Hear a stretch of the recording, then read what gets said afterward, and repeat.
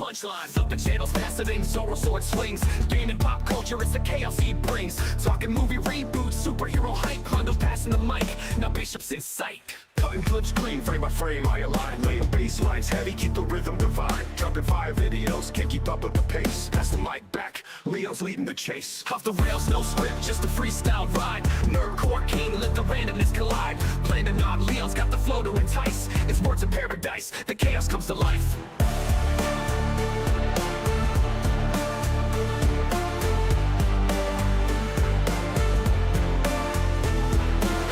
No script, just a freestyle ride. Nerdcore king, let the randomness collide. Planning on Leon's got the flow to entice. It's words of paradise, the chaos comes to life.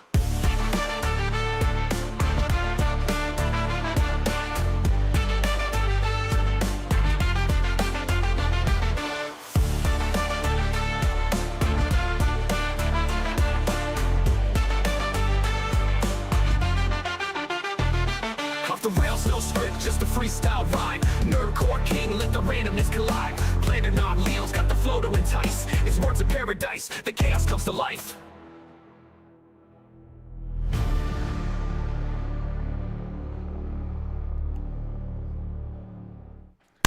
Hello and welcome back to the Countercast. How are all you vital idols doing? Although today it's more like just an extended later episode of the Leon's Lunch Hour because, yeah, got some stuff that I've got to do today, and I didn't want to harass my panel into doing a 3-hour earlier than normal show. So guess what? You getting a solo Countercast today. How you like it? A little bit earlier in the day, and it's just me, but it still ought to be a good time. So yeah, we got some topics to talk about, man. We got some topics to talk about. We got, I mean, we got what's in the title, you know, Steven Crowder, and of course we got the Emiru stuff, but also got some good news. We got some good news. Now, I do like to be positive every now and again, so we're going to start with positivity. But before we start with positivity, let's see who else we got in the house. Let's see what vital idols are in the building. We got Bishop saying first, although I don't think he was first. Was there? There we go. War Wizard 199 says, Leon, late and gay. I was only about, 3-4 minutes late?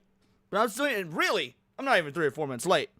Oh, a few hours early. Now we got Bishop saying first, shout out, how you doing, Bishop? Gas Station Burritos in the house. Gravestone is here. Alfredo Chorizo. Jeremy U's review. Hail to you, sir. Jam Lama's up in this bitch. Mike G. Valiant Goat. Batmobile. Is Twitch really in trouble? A dude went up to a chick, tried to kiss her. If it were a woman that did it to a dude, he wouldn't be having the same overreaction. I mean, first of all, I would say that you are correct. I mean, if a woman walked up and did this to a dude, we wouldn't be having the same the same reaction. However, that doesn't make it okay. It's still assault. It's still harassment.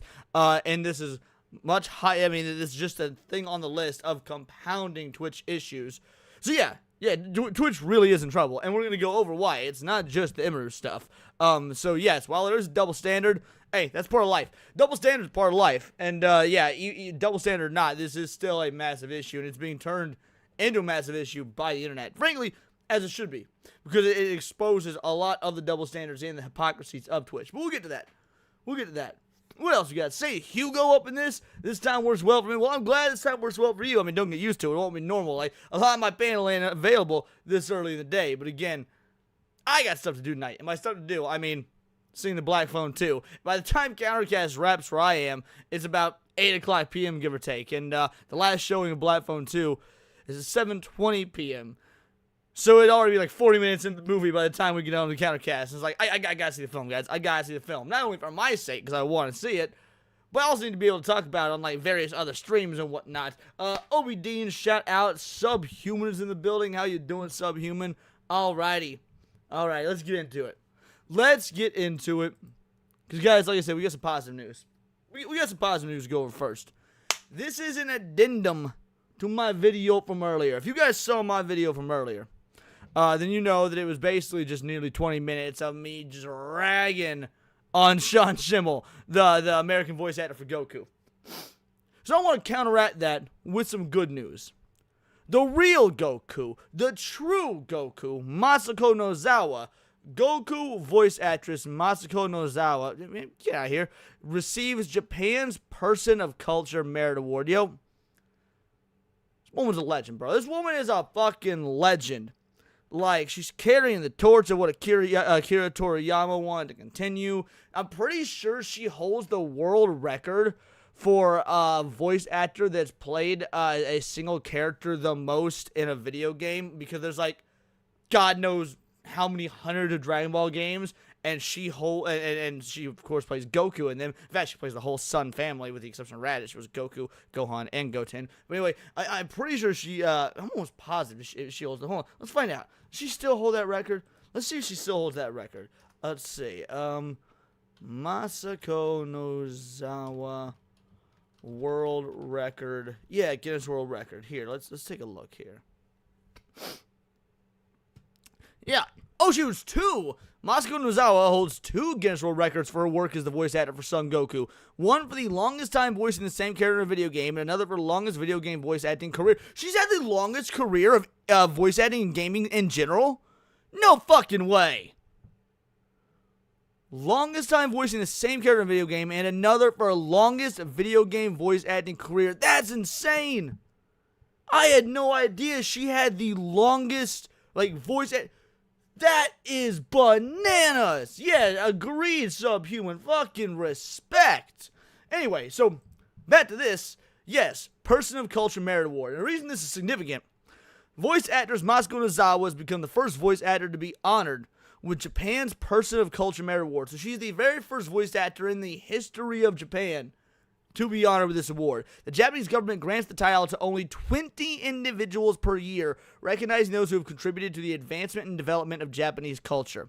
Nozawa is the best known for playing Son Goku and Kitaro in Jiji no Kitaro. Notably, she holds the Guinness World Record. I guess I could have just kept reading. I won't lie, I didn't pre-read the article. I was like, all right, let's just read the headline and let's do an authentic reaction to the article. So anyway, Guinness World Record voice actor who voiced the same character in a video game the longest period and longest longest video game voice acting career. For her role as Son Goku, she has voiced over 35 years.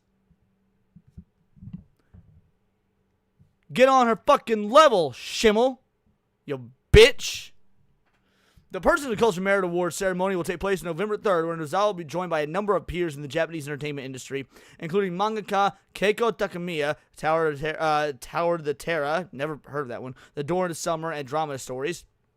Actor Min Tanaka, Children of the Sea, Rurouni Kenshin, nice, Rurouni Kenshin is one of my top 10 anime of all time, and playwright Hideki Noda, Kill and Pandora's Bell. Other entertainment figures who have received the award in the past include Hayao Miyazaki, who was the first animator to be given the honor in 2012, Nintendo director Shigeru Miyamoto, who was honored in 2019, and Gundam creator Toshiyuki Tomino, who received the award in 2021. So, again, I want to start off with something positive. I'm be real. That's really all this is. I want to start off with something positive. I actually had this pulled up as a topic before I made that video, just dunking on Sean Schemmel, but I figured, it actually worked out real nice. That worked out real nice. So, yeah.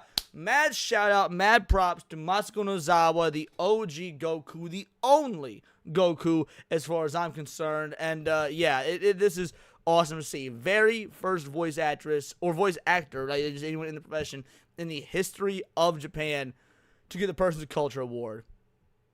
Mad respect. Mad respect. So yeah, that's the good news, guys. That's the good news. Now, unfortunately, the rest of the stream is going to be the degradation that is the internet. So, let's not waste any sort of time. Let's just get right into it. Hope you got yourselves your green tea. You know your boy does, no sugar, and it's gonna be rough. Now, some of this information, because we're gonna get right into the Twitch stuff.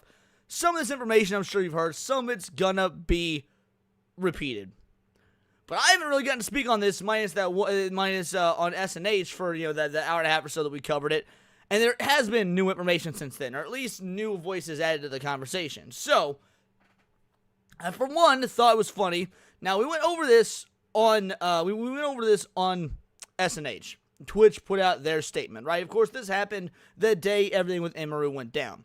The safety and security for all those attending TwitchCon is our highest priority. The behavior displayed in the individual involved in the incident yesterday involving a high-profile streamer was completely unacceptable and deeply upsetting. In line with the existing TwitchCon security protocols, law enforcement and event security were on site and responded to the incident. We immediately blocked the individual from returning to the TwitchCon premises, and they are banned indefinitely from Twitch, both online and in-person events. We are coordinating with the impacted creators team, and per our standard protocols, continue to cooperate with law enforcement.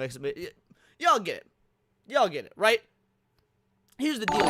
Here's what is new information. Here's what was not the case when we were covering this on SNH. These bitches got the note. These bitches got the note, son. Ooh, community noted. Twitch staff originally allowed the assailant to walk away and only apprehended him and escorted him out when they were pressed to do so by Emiru's manager. Additionally, security was hired by Twitch. Where'd it go? There we go. Laughed at the situation straight after it happened and did nothing to assist. I love it.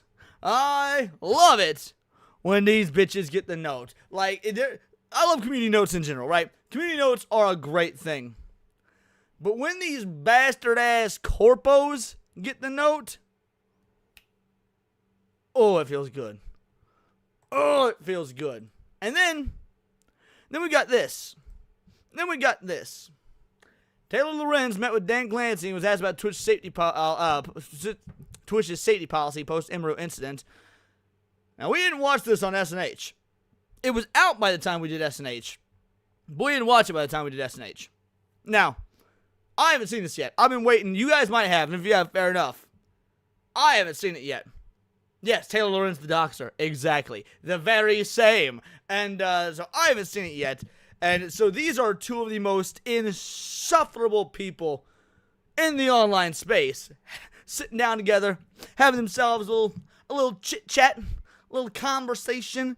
So let's listen to 2 minutes and 16 seconds of... Oh my God, she's still wearing a mask. It's 2025, bitch. It's you can't keep the grip going, guys. Sometimes grift's gotta die. You wanna know why I stopped doing Leona? I'm gonna be real. I'm gonna be real. Here's the reason I stopped doing Leona. The grift wasn't really working anymore. It didn't hold the same weight as it did when I first started the grift. Sometimes you gotta let a grift die. You can't keep wearing them. To be fair, I actually do kind of appreciate that she wears a mask, because that has less of her 86-year-old face we gotta see. Alright, let's check it out. Before we do, shout out to Butterframed in Gold for a 2-banger. New Super Chat goal, 10K, and Leon will shave his head live. Go fuck yourself. Alright, let's play. And others. Obviously, we saw one Twitch streamer yesterday, Emiru, get assaulted by a male fan. And a lot of streamers have, especially female streamers, have talked about, the danger that they feel from these sort of toxic, I guess, parasocial kind of creeps. What are you guys doing to prioritize safety? Because I know also a bunch of Twitch content creators said that they were too scared to even come to TwitchCon this year, just in case something like what happened yesterday would happen. The safety of our creators is the top priority. The challenge...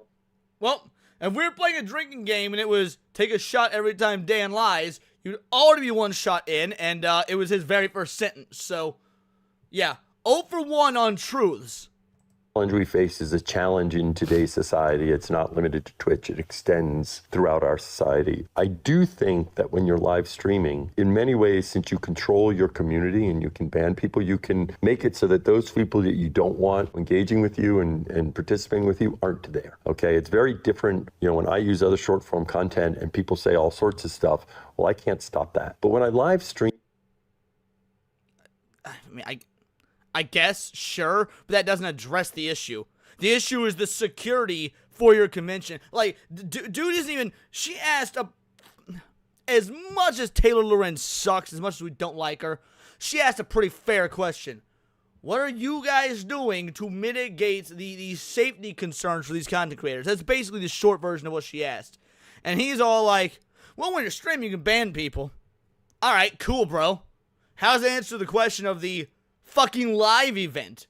The answer should be, we hire a fuck ton of security. But anyway, they basically don't bother me. Now, what happened yesterday obviously was something that we care deeply about.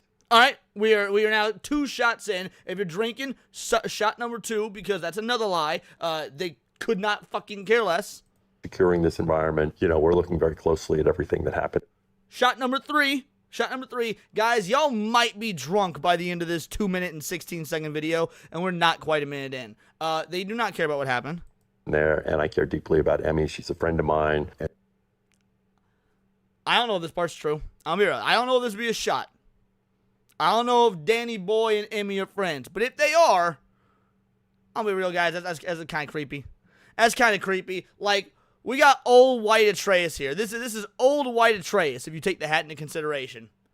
Would y'all, like, Emiru is, how old is Emiru? She's like 24 or something. Hold on, let's find out. How old is Emiru? I think she's like 24. Well, how old is Emiru? Oh, she's 20. Okay, she's 27. She's 27. All right, 27. Dan Clancy. How old is Dan? 61. Dan Clancy is 61. So, what the fuck do a 61 and a 27-year-old got in common? Y'all ain't friends. Don't say she's a friend of yours. Y'all ain't friends. You're technically her boss. By the way, if you're a boss, you shouldn't be fucking friends with your employees, for one. You shouldn't be friends with your employees, for one. But yes, you got nothing in common. Like, again, there's nothing, like, morally wrong with them being friends if they were actually friends. Of course not. But, like, it's the same thing as, like, when a 31-year-old dates an 18-year-old. You know, is that wrong? I mean, no, it's legal. But what the fuck do a 31 or a 38 or 39 or whatever-year-old got in common with an 18-year-old? Fucking nothing. So it's weird. So, yes, I do not believe for a moment they're friends. And so I want to see how we can support her. This is just something we have to keep working on. I think everyone identifies our tools in terms of trust and safety as the leaders in the industry about.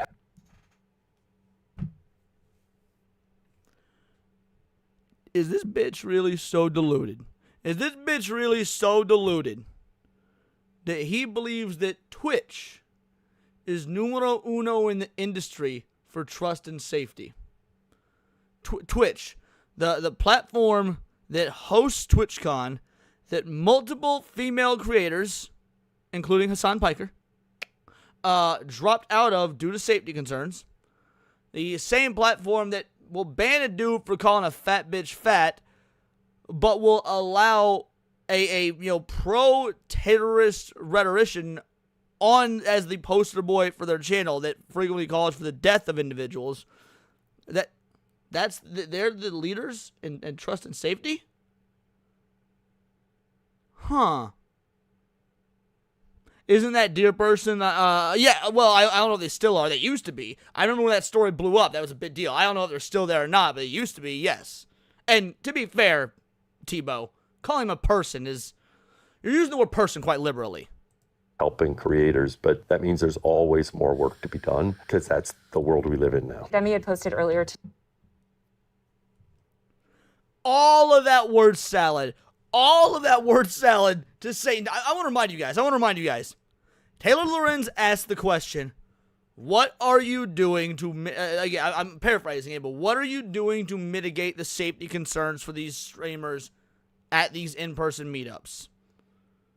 At no point in any of what we just heard did he actually answer that question. And he effectively ended it with, fuck if I know, because he said he ended that whole diatribe with there's more work to be done. That is a PR version of fuck if I know. God damn. And yet you guys are the number one in trust and safety, apparently. today that I guess this fan was allowed to cross multiple barriers at TwitchCon. Why should streamers trust Twitch to keep them safe at TwitchCon? Because I feel like I hate saying it, guys. I hate saying it. She is asking him valid and good questions. I don't want to give Taylor Lorenz credit for being a journalist. I don't want to give Taylor Lorenz credit for anything. But she is 2 for 2 on actual good questions. simultaneously, this has been such a secure event to the point that even like journalists have had struggled. Like, it is very secure. But here's this man that just walks up and is somehow able to bypass all these things. So why should they trust the platform when slip-ups or, issues like this have happened? Well, I mean, as you know, I think you toured some of what we do in terms of security. The reality is, even as you what you do in terms of security. You ban other people's private security that's proven they know how to do their job. I mean, It's a bold strategy, Cotton. Let's see if it pays off for him. and player will enjoy her because she's a fucking moron. That's why. You do a lot in terms of security in today's world. There are challenges that can present themselves, especially when someone is putting themselves out there, right? And so maybe I'm uncharitably reading this because I don't like Danny Boy here, but did it not just sound to anyone else like he's doing some victim blaming? Like he basically just soft-coded said that it was Emiru's fault? Because like, when he says there's challenges when people put themselves out there, does that not make it sound like, at least in part, that he's fucking blaming this on Emiru? Not to minimize the assault or to take away from what Emiru went through, but why are so many creepy young dudes simping for all these mid, cake-faced, borderline retarded girls on Twitch? To be fair, I don't think that's a fair assessment of Emiru. I'm not hugely familiar with her content, but I've seen her multiple times back on the Steak and Eggs podcast, and that was a thing. And she is literally just she's a normie, which there's no problem with that whatsoever. As far as why dudes are sipping for those types of women, which I do think exist, which we all know exist. Come on, homie. You and I both know the answer to that. The male loneliness epidemic in full swing because they found a way to monetize e-thoughts. But yeah, no, she honestly, like, I can say in good faith that she is nothing like Pokimane or any of those other thoughts.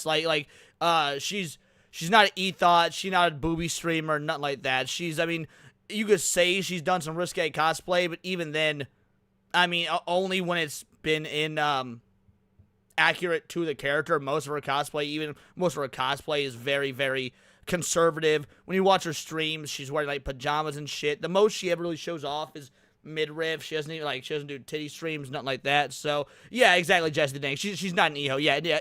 Emiru is like she ran around with fucking Asmongold and Tectone. She's 100% a normie.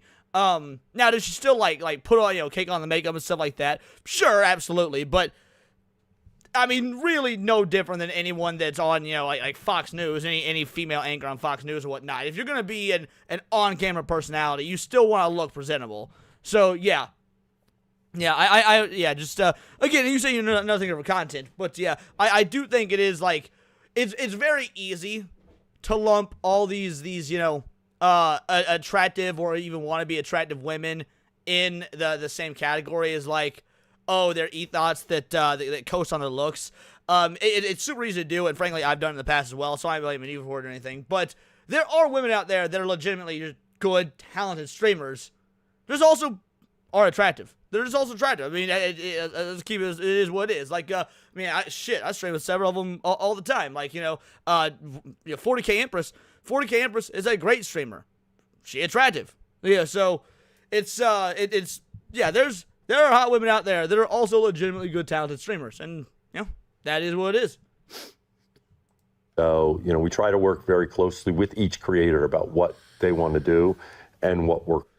If you work really closely with each creator about what they want to do, then please, Danny Boy, justify you banning her top numero uno security dude who has proven in the past the ability to do his goddamn job. For them, right? So I don't want to get into any, specifics or details, but part of that is working with creators and, trying to find them. Right now, we're definitely, ramping it up to make sure creators know that we have the resources there to help them figure out what's right for them. And others. Obviously, we saw what. So once again, another non-answer. We have the resources there. Clearly, you didn't have the resources there. Clearly, you didn't have the resources there if Homeboy was able to cross multiple barriers where there was no Twitch security. Because, again, the one that responded to the dude trying to kiss her, responded too late, by the way, was her own private security. So where was so you clearly did not have. But, again, that's neither here nor there. I wanted to play that. Again, I hadn't seen that yet. That's a bit old news, but it came out at least on Saturday. I believe that interview came out on Saturday. But I want to follow up this. Now, this I have seen. This I have seen. Now, I was not able to find, and to be fair, I didn't look super hard. Admittedly, this was posted yesterday. I don't know when this was recorded. I assume it was a while ago because bro wearing a Roblox chain, ain't no way. It says TwitchCon. This gotta be last year's TwitchCon, guys. This gotta be last year's TwitchCon. Ain't no way Dan Clancy, retarded as he is, would be so tone deaf as to, in the modern day and age, wear a fucking Roblox chain with everything going on with them. So I'm going to assume, even though this was posted yesterday, this gotta be from at least last year. If this is from this year, holy fuck, dude is dumber than I thought. So, that being said, I did think this painted an interesting picture. Get a load of this. Hello, Dan. I've been streaming on Twitch for 9 years. I've been a partner for a long time. But another thing that I am is I'm a U.S. veteran, served in the Army, employed to Afghanistan. Veterans are a protected group on Twitch. So I was just wondering, I've heard comments about the United States deserve 9. That was what he was wearing in his live stream, so it's... No. No, really? Kevy Osiris says that was what he was wearing in his live stream, so it's legit. There's no fucking way.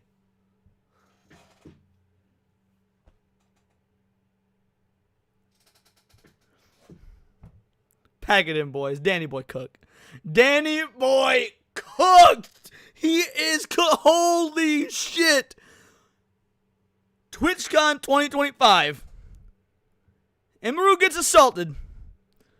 In that same con, he decides to wear a chain advertising the numero uno video game known for pedophilic acts. Are you fucking kidding me?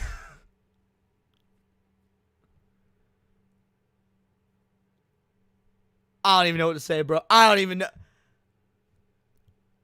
How do I make a joke about that when reality is funnier than anything I could possibly say? Holy shit. All right, hold on. We welcome this back. I want to hear what the guy has to say. For those of you that missed it, he has been streaming on Twitch for 9 years. He is a partner with Twitch. He is also a veteran of the U.S. military, and veterans are considered a protected class under Twitch terms of service. So I was just wondering, I've heard comments about the United States deserve 9/11, PTSD, veterans deserve that. When are we going to start holding other streamers accountable for stuff like that, regardless of social status? Bro just called out Hassan and his orbiters without calling him out. Bro just called out Hassan and his orbiters without calling him out. Which, by the way, I guess that would make it from this TwitchCon, because this has to be from this TwitchCon, because the veterans deserve 9/11 thing, or the veterans deserve PTSD, happened just a few months ago. So this has to be. So he pretty much just put Danny Boy on the fucking spot with this question. Listen to his answer. Yeah. First of all, thank you for your service. Thank you for the question.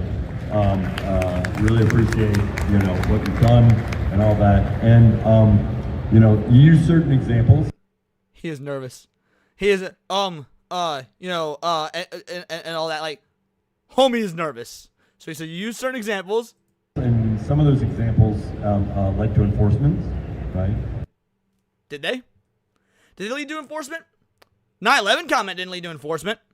Frogan saying the veterans deserved PTSD led to what? A one-day ban? A one-day ban that may or may not have been on that creature's day off anyway? I wouldn't really call that enforcement, but it's always a very tricky process, because part of it is a tricky process to enforce the rules that are part of the TOS, that veterans are protected class, when people are saying that America deserved 9/11 and that soldiers deserve their PTSD. Apparently that is a tricky process to enforce. But remember, call a fat bitch fat, and you outski for at least 2 weeks. What we need to do is have a set of community guidelines, and we do have a team that works very hard to consistently apply them. Guys, type 1 in the chat if you're okay, because this drinking game of take a shot every time Danny lies, I don't want to be held responsible for whatever is happening to you right now. The views of individuals aren't necessarily the views of our platform. You know what? If you enforced everything equally, I'd say that would be a fair answer. It would. That would be a fair answer. The views of individuals are not the views of our platform. That would be a fair answer if you didn't ban motherfuckers unequally. If you didn't enforce TOS unequally. If you didn't ban motherfuckers for saying Islam is an inferior culture, which it is. Oh, if you didn't ban people for calling fat bitches fat, but then not ban people for calling for the murder of sitting Republican senators, then yes, that would be a fair answer. But that's not what you did, or what you do, present tense. We're at a time where people sometimes can talk in hyperbole, right? Unfortunately, and this happens on all sides. It happens on all sides. Here it is. It's the all sides argument. And you know what? Again, this would be a fair answer. It does happen on all sides. People on all sides are hyperbolic. But only one side seems to be actually getting in trouble for breaking TOS with their hyperbole. On all sides of the political spectrum. And so that's something that, you know, we have our guidelines, we apply them consistently. I understand you may disagree with some. Homie just said they apply them consistently. Imagine you're a 6-year-old Down syndrome riddled African child. You would still be saying like, which would be like, you know, poor village person speak for this bullshit. Some of those decisions, right? And I always say one of the nice things about Twitch is it's a platform where if you disagree with the views of somebody, it's not appearing in your feed. It's not. I'll be real, I don't know how the algorithm works on Twitch, so I can't say whether or not he's lying here, or if he's being truthful. If you disagree with someone, it's not appearing in your feed, this, that, and the other. I don't know if that's true. What I can say is, it doesn't matter. That's not the question that was being asked. He was asking about your flagrant and obvious disproportional enforcement of TOS against one side versus the other. Appearing in what you're doing, it has nothing to do with your experience. And that's not necessarily the true with short form content. Sure. There's all sorts of stuff that appears in my feed. And so part of this is trying to make sure you can find what is the right experience for you on Twitch, both as a streamer and also as a community. Thank you for answering. What do you mean thank you for answering? That wasn't an answer. That was the most non-answer answer he could have fucking given. Yeah, gold level dodging. For sure, LG. For sure. So, a little bit. Bro, dude is out there like went full Neo from the Matrix. He just like that was some ultra instinct level shit. But, guys, it gets better. It gets better. From our boy Jay Viper. Shout out Jay. A dude won a women's event at TwitchCon. Twitch once again shows they don't respect females. Is there any surprise that Emiru was assaulted? It's this ideology that gives weirdos the rationality that women do not have agency. Any bets the bathrooms there are treated the same way. This is real.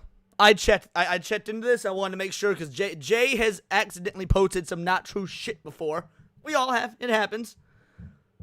So I did verify this because your boy has some journalistic integrity, unlike Taylor Lorenz. And yes, the Milk Cup 2025 The female division for the Fortnite World Championships was won by this dude. Really, it was a team. This one actually seems to be a female. This team right here, this all-female team in the all-female Fortnite League, this bro won the championship.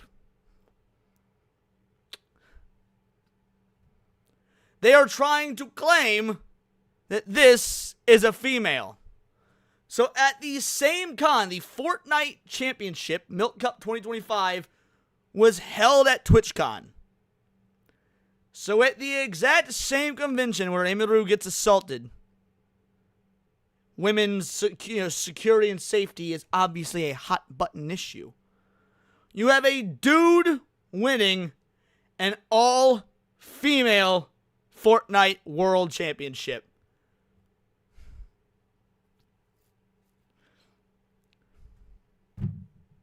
You can't make it up, guys. You fucking can't make it up. So now we get to the crux of all this. I haven't seen this yet. I'm waiting for you guys. So this is the video that Asmongold put out on it yesterday. This isn't a stream clip or whatnot, as he so often does. No. You know it's serious when Asmongold breaks out the potato cam. It's about to get much worse. Let's see what a boy got to say. Hey guys, I want to talk to you all about Twitch.tv. A lot of you have been to the website before. Maybe you've even seen me. Hopefully this video gets a large enough and broad enough audience, so maybe some of you guys might not be familiar with who I am. Well, it has gotten over 1.5 million views, so yeah, I would imagine it's hitting a pretty broad fucking audience.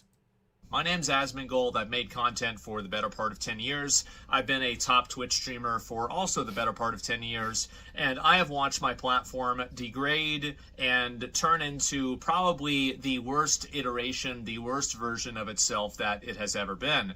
And by the way, I'm going to be upfront and honest with you guys. Only since I've become a content creator, which has been 3 years, I did it off and on. I've been making content off and on since about 2016, but I on different channels and whatnot. But I went all in on it almost 3 years ago. December will be my 3-year anniversary, and so I knew a little bit about Twitch. But the only thing I ever used it for back in the day was the Magic the Gathering World Championships would always be shown on Twitch. Grand Prix events, the World Championship events, stuff like that. The Magic the Gathering World Championships are always shown on Twitch. That was pretty much exclusively what I used Twitch for. So I didn't know until relatively recently, within the last 3 years, minus, seeing like occasional videos from my Moist Critical and shit like that, how dog shit of a platform it really was. I want to talk about exactly where things stand right now, how we got there, and where I think that they're going. Now, just recently, there was a TwitchCon event where a very popular female streamer, Emiru, was sexually assaulted by a person at her meet and greet. Twitch decided to deal with this by ignoring it originally, lying about the events as they occurred, and then offering as a restitution suspending this person's account for 30 days. I'm so glad Twitch is getting cut. Everyone is calling them out for this. So many people called out this 30-day ban that Twitch had to backtrack. Be like, no, it's a permanent ban. It's a permanent ban. They're completely banned permanently from the platform. They initially... Guys, let's not undersell this. Dude committed a crime. While obviously it did not escalate near to what it could have been, and that's a good thing, this is still a crime. This is still, by law, by definition, a fucking assault. And Twitch's initial thought process was, first of all, to laugh about it. Then when they realized motherfuckers weren't laughing, to ban the dude for 30 days. I do not know how anybody can stream on Twitch and like try and justify it unless they are actively using Twitch to call out how fucking terrible Twitch is. Which I do think is a fair thing to do. Also, wow, Asmongold will be looking really fucking down seeing this pause. I'm gonna hit play. I'm serious. This is actually what happened. She came out and said it herself. You can watch her recent VOD on Twitch, twitch.tv/Emiru if you'd like to find out for yourself. But anyway, basically Twitch totally mismanaged this situation. This also comes after the previous year of Twitch allowing another streamer to sexually assault two male streamers, also friends of mine, NMPLOL and Wake Wilder, one by kissing their hand and the other one by licking their nipple. This apparently didn't get as much attention because I had heard that there were males that were assaulted at previous, showings. I did not know what the extent of it was. Now, kissing the hand thing, again, still assault, still against the law. Not near as, again, we gotta not conflate some things. There are tiers to this shit. Licking someone's nipple is fucking weird, though, bro. Licking someone's nipple is fucking weird, dog. obviously it didn't happen to a girl, and it just wasn't as big of a thing. It didn't get as much traction. So, big surprise, Twitch decided to let it happen again this year, and luckily, and thank you for all of you guys that are not letting them get away with it. Today, I want to talk to you all about how bad it's really gotten, because a lot of you probably don't pay attention every day, and I think that really for your sanity, that's probably a good thing. Unfortunately, I do. So in the past, I think probably year or so, Twitch has, I think, become a worse and worse version of itself. And I'm going to talk about this, and I really want to make this very clear with this video, is that there's not one point of failure. And in fact, actually, I would say that it would be easier if I could point to one point of success. If. I can't, but theoretically it would be easier. The entire thing, it seems like, is rotten. It's rotten at the top, it's rotten in the middle, and it's rotten at the bottom. The moderation is wrong. The advertising team is totally, completely off base. The executive team seems to be completely disconnected. And when they're not disconnected, they're actively malicious, or at least indirectly malicious. Like, for example, Mr. No, I would say actively malicious. I do not, look, I usually try to operate on the old adage of, never attribute to malice what you can more easily attribute to stupidity, right? I normally try and operate on that assumption. But when you see Twitch management acting in this manner, time after time after time after time, at one point you gotta ask, when do you stop considering it negligence and fucking stupidity? And when do you go all in and acknowledge, yes, this is full on malice. This is malicious behavior. I think we have crossed the threshold into acknowledging this is malicious behavior at this point. Representing what happened with Emiru's story. And the only time that things ever seem to happen even slightly is when Amazon, their parent company, tries to take control because they've totally run things into the ground. And hopefully this can reach some people at Amazon, and they... It's not going to. It's not going to. Amazon does not give a fuck about Twitch. Alright? They don't. Twitch is a loss leader for Amazon. That's a Twitch is a loss leader. Dude, Amazon don't even fucking know they own Twitch. I mean, obviously they know, but like, we're being hyperbolic here.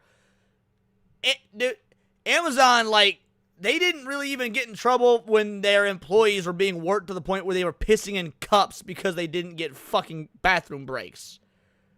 So, no. No, Amazon ain't gonna give a good goddamn about this unless actual legal action is taken. And even then, Amazon's not really gonna care because Twitch has its own sub-legal team under Amazon that'll probably handle it. So Amazon still likely won't care. They are one of the wealthiest companies in the world. They are not going to give a fuck about some what they would look at as small-time streamer drama. Shout out, Sparkles. You can realize just how bad things truly are. So the first thing I'd want you guys to all look at is if you go to twitchtracker.com, you can just look at the stats of Twitch. If you look at the beginning of 2025 and you look at now, it has been on a steady decline. And whenever I'm talking about a steady decline, I'm not talking about a 10% decline. We're looking at about a 30 to 40% decline in viewership from the How much of that's because they got rid of the bots? Like, and I'm actually asking because I'm wondering if the decline is naturally people falling off. Because like I said, aside from the Magic the Gathering tournaments back in like 2016 and shit, I wasn't a Twitch viewer anyway. So of course, I'm not going to notice a fall off. I was never a Twitch viewer. Again, minus key events. But how much of the fall off is people actually leaving the platform because they just choose to watch on Kick or on YouTube or whatever, versus how much of it is when Twitch started getting rid of the bots, viewership went down for everybody, which it did, by the way. Start of the year up until now, with it just trending more and more downward. And this is even despite Kai doing a massive event last month and the FaZe subathon that's been going around this month. So after that happens, after that's over, I assume that it's even going to get worse than it even is now. And Twitch is even going back to its pre-COVID numbers. This is while at the same time YouTube is succeeding, Kick is succeeding, TikTok is succeeding, and Twitch is dying. Twitch is dying. Why is Twitch dying? Well, it's because they're killing it. That's the reason why. And let's talk about all the different ways how. So I think one of the meta level things that a lot of you guys here on YouTube probably know all too well is the advertising situation on Twitch. Ads are extremely prevalent on Twitch. Twitch has effectively incentivized creators into making a Faustian pact with Twitch and also, unfortunately, against their viewers in order to have to run a certain amount of ads per hour that will then guarantee them a minimum income that will allow them to make a certain amount of money. This amount of money is a very large amount of money, especially for smaller creators, and Twitch has effectively incentivized creators to kill their own platform and to kill their own streams. And as I said before, judging by the graphs, it's doing really well. Which is why I will always give mad props, whether I like the streamer or not, whether I agree with the streamer or not, any streamer, and this is on any platform, this is Twitch, because again, I don't use Twitch, that you know, yes, they monetize the streams. This is a monetized stream. You guys may have gotten an ad when you clicked on it, and then after that ad, which, by the way, I believe I have all ads, I believe I have unskippable ads turned off. Like, I have to check my settings. I'm almost positive I have unskippable ads turned off. You guys will never get an unskippable ad on my channel. Yeah, any creator, no matter what platform, that opts to not put ads during their stream, always W. Always W. I will never run ads during my stream. There's been times it's happened because YouTube, like, auto did it, and I had to go through and figure out how to turn that shit off. But, like, yeah, it's, and yeah, mad shout out to all streamers that do that. I find it highly just intrusive and bullshit. What's not true, Paul? What's not true? Anyway, I find it highly intrusive when, like, if you're watching a live event, the whole point of it being live is so that you can see it in the moment. So when an ad rolls through, like, that is, I believe that's just got an unskippable ad. Really?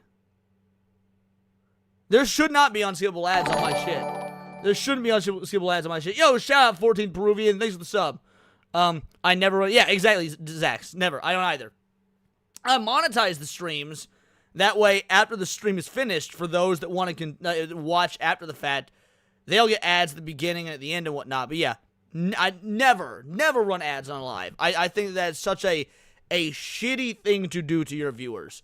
So yeah, fuck Twitch for that. And honestly, fuck streamers that do. Now, if it's a sponsorship, that's different because you are doing an ad read while live. I got no issue with that. I'm just talking about intrusive, what are basically commercial breaks. That's so fucking, that's a shit tier thing to do on a stream. Ad reads are fine if you've got a sponsorship. I got no issue with that, but. So basically, the advertising situation with Twitch is that you get ads. You have some streams that, like, this is an hour long per stream, right? and for every hour, it's 8 minutes of ads. This is insane. It's I mean, like, by next year, we're probably going to be at the level of network or cable television. So, and that's not even to count sponsors and other things like this. Twitch has constantly been behind in terms of technological advancements. They've decided to lock the, renowned feature of being able to, believe this, rewind a stream. They've decided to paywall the ability to rewind a stream without... I didn't know that.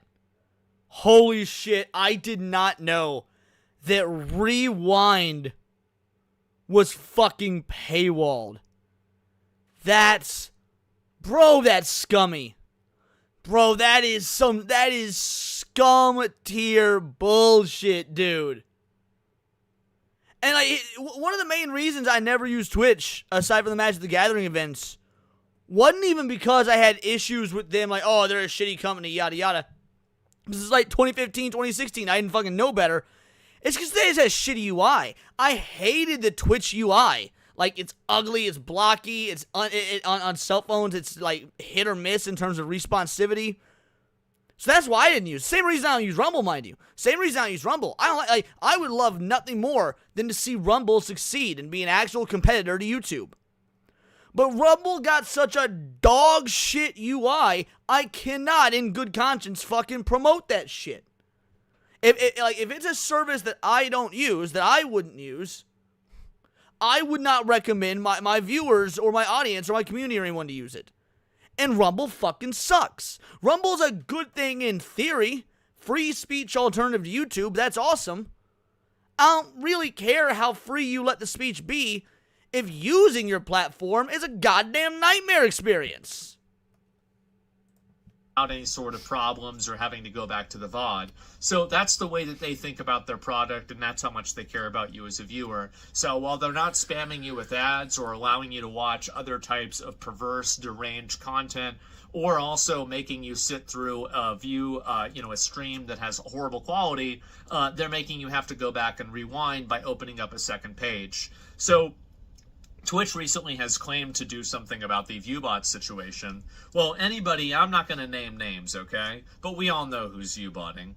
There are a lot of people who are still viewbotting at massive degrees, and Twitch has done effectively nothing. But one of the things that they have done is they have effectively killed the careers of a number of small streamers. I'm talking about streamers that are getting 20 viewers, and now they've been nerfed down to 4. I'm talking about streamers that used to get 200, and now they're getting 20 or 40. Now, mind you, because the viewbotting thing is interesting, and we talked about the viewbotting when excuse me, when this went down a couple months ago, when Twitch did their enforcement, their new rollout, when they got rid of I think it's like 1/3 of the bots, and everybody went down. Everybody across the entire platform went down. Not all of these Twitch streamers were viewbotting themselves. Because that's an easy thing to jump to.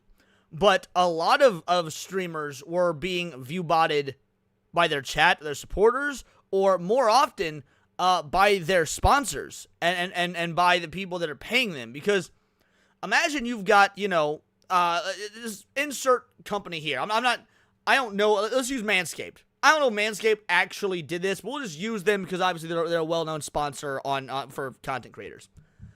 Manscaped, as an example, because I don't want to fucking, use them if they've never done this, so just know that this is an example, would hypothetically viewbot streamers that they are sponsoring.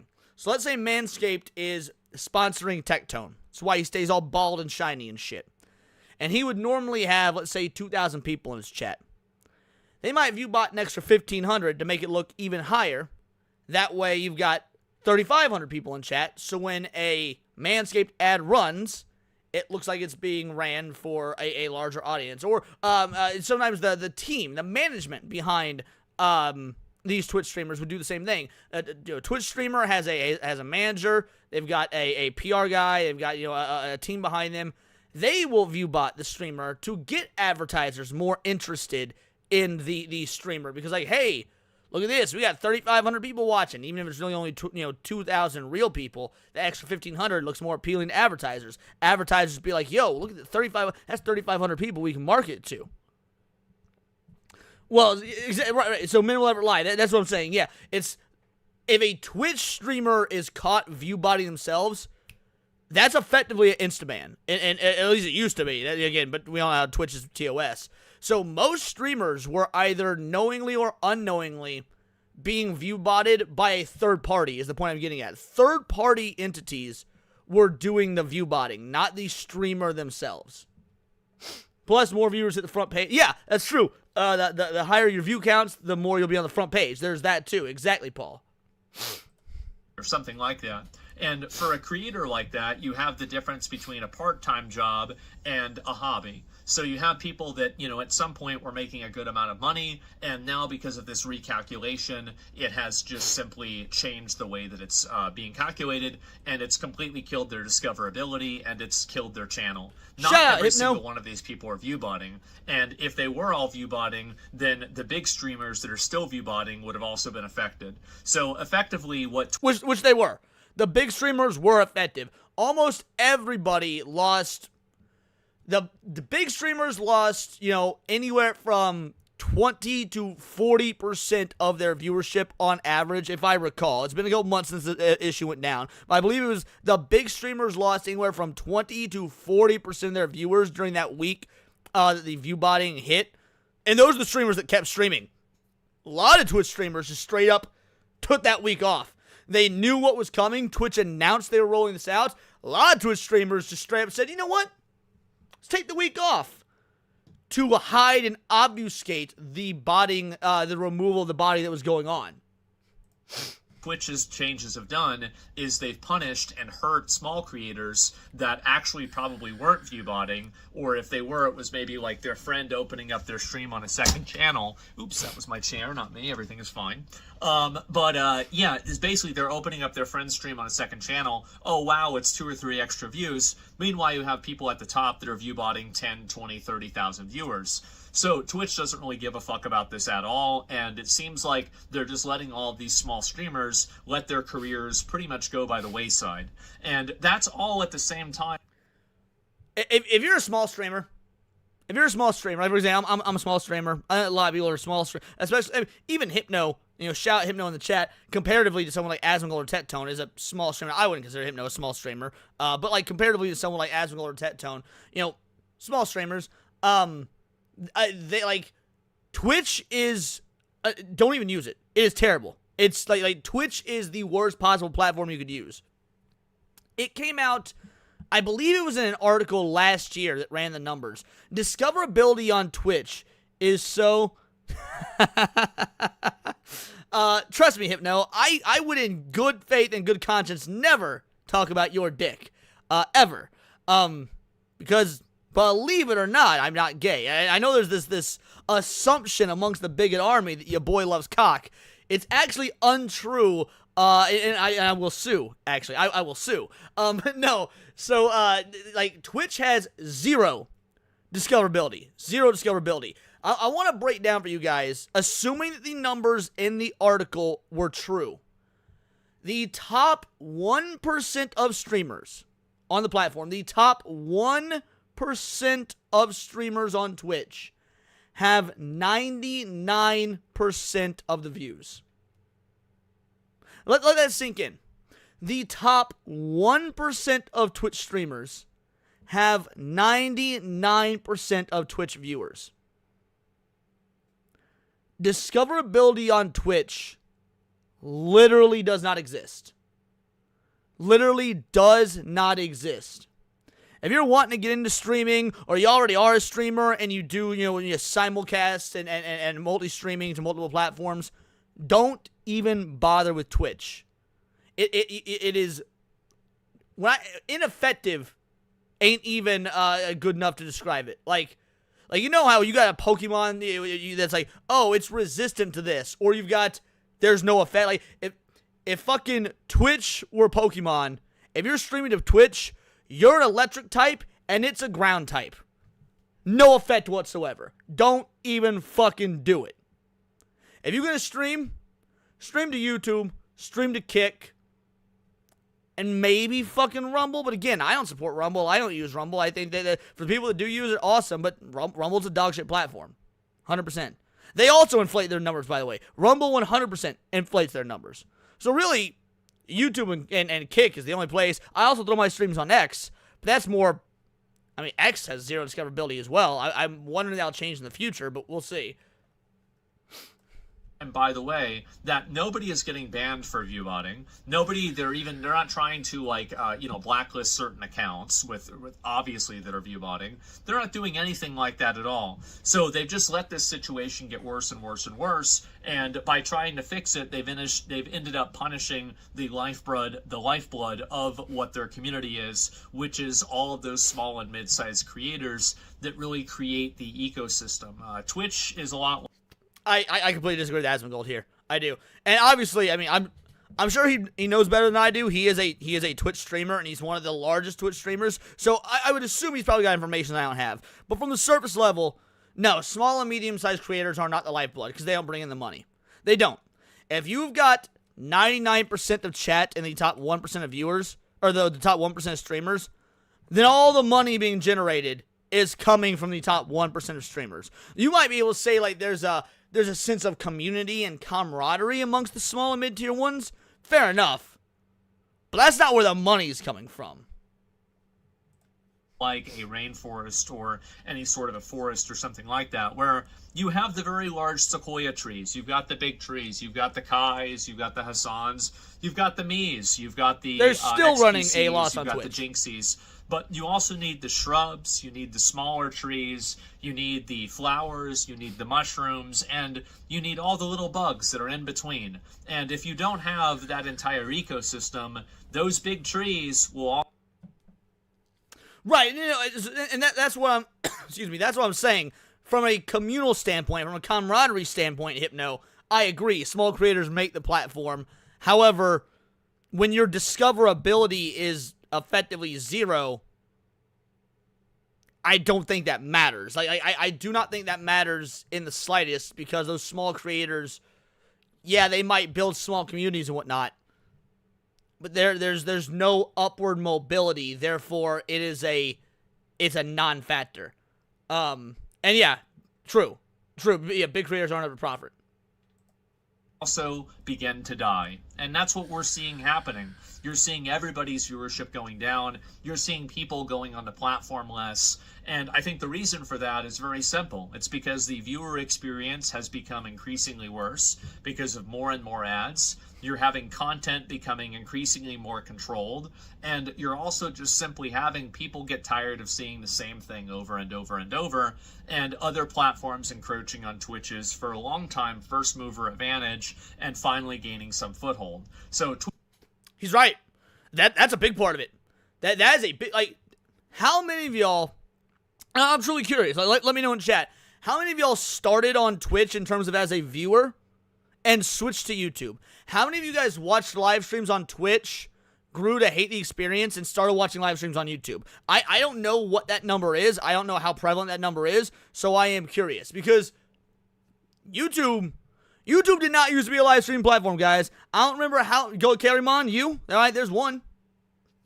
I don't know how many of y'all got into watching live, because YouTube live streaming, in terms of it being viable, is a real recent thing in the grand scheme of YouTube. For those that have been, like, using YouTube since, like, 06, like your boy here, I've been using YouTube since it debuted. YouTube has been my bread and butter in terms of just, like, daily use since 2006. All right, so we're going on 20 years now almost. YouTube is only in the last 3 to 5 years tops actually been viable for live streams. There was live streaming before that. Live streams started, like, becoming a thing maybe around 10 years or so ago. But it's only become viable within the last 3 to 5 years. Otherwise, like, YouTube as a platform was always about videos. Live streams were an afterthought. They were a cherry on top. YouTube now, if not already, is heading towards predominantly being a live stream platform. YouTube wants to be the king of live. And that's, I mean, I could be wrong, and Hypno, if you're still watching, you'll probably know. It's my assumption, it's my belief that YouTube makes more money off live streams. YouTube makes far more because the money that YouTube gets for ads doesn't equate to if you've got how many millions of people across the world throwing super chats. By the way, shout out if you guys want to send some super chats and all that, you got super chats being thrown at YouTube millions of times from millions of creators across the world, and they be taking that 30%. You say they make more money from ad revenue. What I'm saying is that will not be the case. I don't think that'll be the case for much longer at all. I think that YouTube is moving to being predominantly funded by the user base, because as live streaming grows and as they continue to overtake Twitch, you're going to have more and more people, an exponential growth of users sending super chats and buying merch and all this stuff that YouTube gets a bigger cut of. Like, would you rather have it's the lottery ticket thing? Would you rather get the $1 million lump sum, or would you rather get $100,000 every month for 10 years or whatnot? Like, most people are going to choose the longevity, or at least in my opinion, the intelligent individuals are going to choose the longevity. Shout out to Smash JT. Thank you much for the membership, homie. Truly appreciated. And ABF got it. He hit ABF. Nice. Talk about aim, son. Off the hip. But yeah, no, I truly believe if YouTube is not already there, most YouTubers only get 2% of their viewers as live viewers, 98% of viewers. That's true that 2% could donate, but not everyone's lucky enough to have various. And that's true. That is true, but you've got, cause I actually was looking at my numbers the other day. And my live viewers compared to my video viewers is like, I think it was like 6% or something. So like 6 or 8%. So of all of my regular viewers across platform, only about 6% tune in for the live streams. Now, how much of that's because of time zone difference? How much of that is because they don't watch live streams? How much of that is they watch the live streams after the fact when they're not live? But that number will drop as you get bigger, guaranteed. And you know what? To be fair, Hypno might be right. I might be looking at this the wrong way. He very well could be correct. I would just, if you've got, my theory is, if you've got millions of, because I mean, YouTube has, people underestimate how many accounts there are on YouTube. How, like, just people doing streams and whatnot. So if you've got basically an ever-present influx of revenue, I would imagine at some point that would overtake lump sums. But maybe I'm wrong. To be fair, maybe I am wrong. Anyway, let's get back to the video. Twitch is basically being eaten from like multiple different directions, and they're not taking it very well. Now, this also comes. And last thought on that, even if from a financial standpoint, video content still makes more money than live stream content, it is still advantageous for YouTube to overtake Twitch. Even if YouTube isn't, even if the income from live streams isn't their number one source of income, it's still better to be number one ahead of all the rest of the competition than behind it. So yeah, YouTube doesn't even need to be number one streaming. They just need to be, they need to be number one streaming, even if it's not their main revenue source, because it means they're doing better than Twitch, Kick, Rumble, shit like that. At the same time that Twitch has recently had TwitchCon, they've allowed their streamers to be sexually Catch you later, assaulted Hypno. Thanks for at dropping the by, same bud. time. And now we're seeing too. This is something. Hypno that happened emojis a in the couple of chat, days crew. ago. Hypno emojis Twitch in the put chat. A streamer on their front page, and I hate to say this because it's just so weird, disgusting, perverse, and deranged. But I'm just gonna say it the way it is. They basically had somebody who is a diaper fur. This is I hate to explain this, but I think you need to understand it because. Oh, we about to get into the diaper shit. We about to get into the diaper furry shit.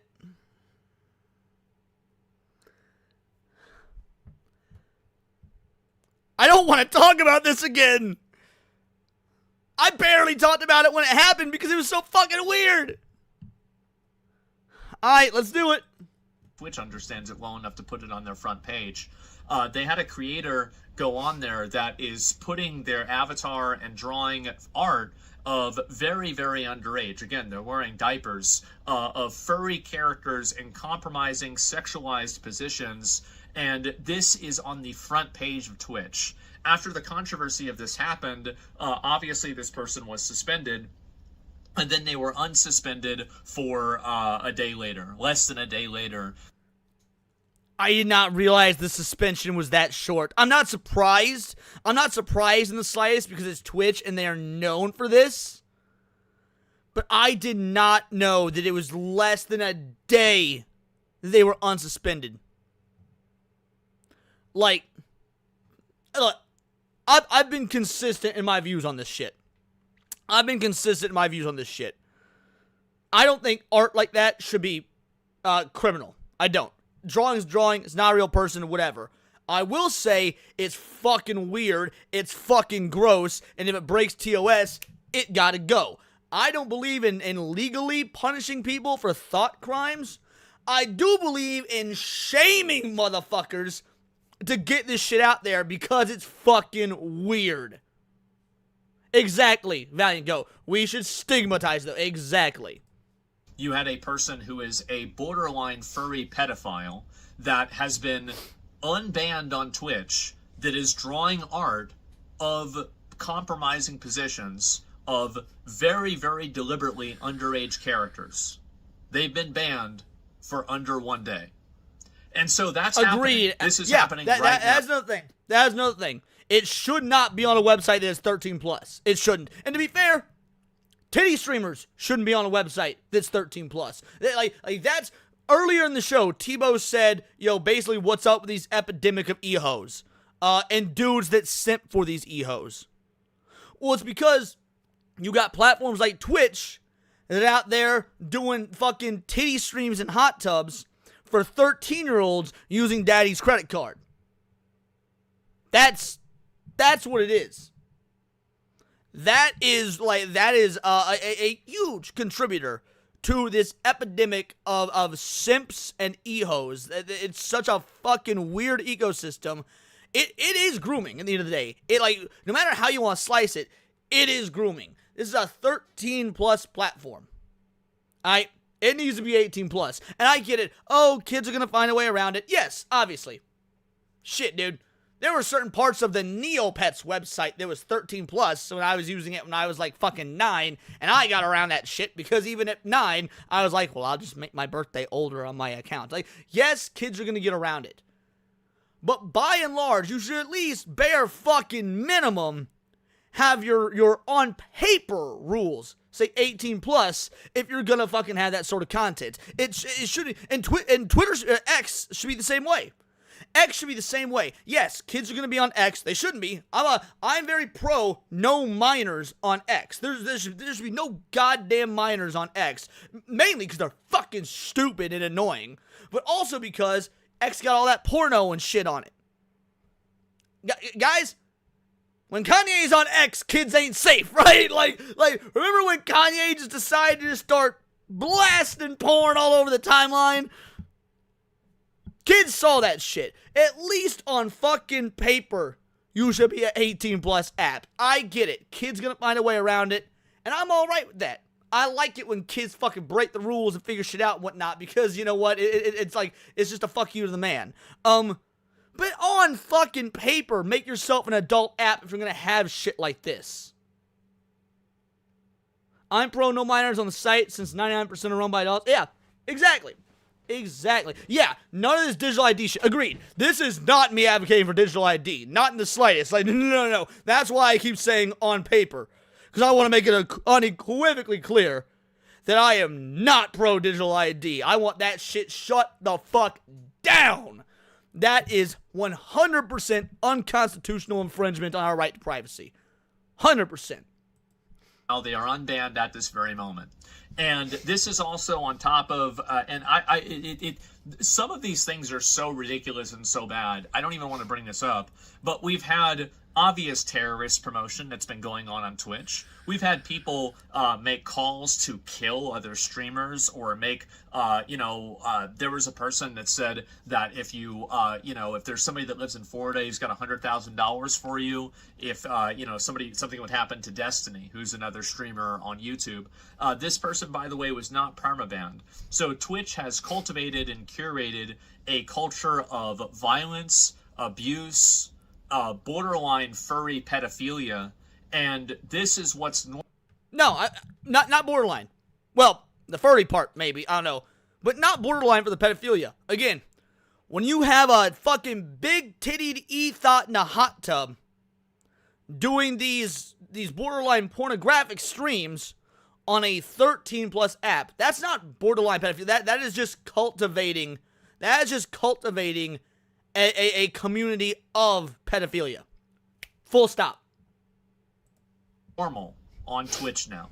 This is Twitch. Like I as y'all know, I am a free speech, absolutist. That's why I don't ban people in my chat, even when they are heavily disagreeing with me, no matter what. Like, the only time if you say something in my chat that could get the channel taken down, which has only ever happened once, I'll ban you. I only have one true blue bannable offense on my channel, and that's finding out if you're a minor. All my streams are marked 18+. All my videos are marked 18+. Why? Kids don't need to be seeing and hearing the shit that I say and that I talk about.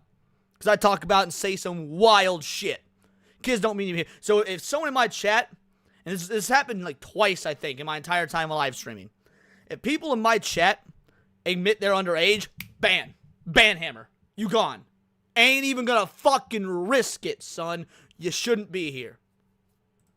In 2025. And shout out, Honey Maui. Me, just check their front page. And the truth is that whenever Emiru, this is the streamer who was sexually assaulted yesterday, whenever her security guard that she had, and this was her personal security guard that she has to pay a lot of money for, because of Twitch, of course, Twitch can't take care of their own people.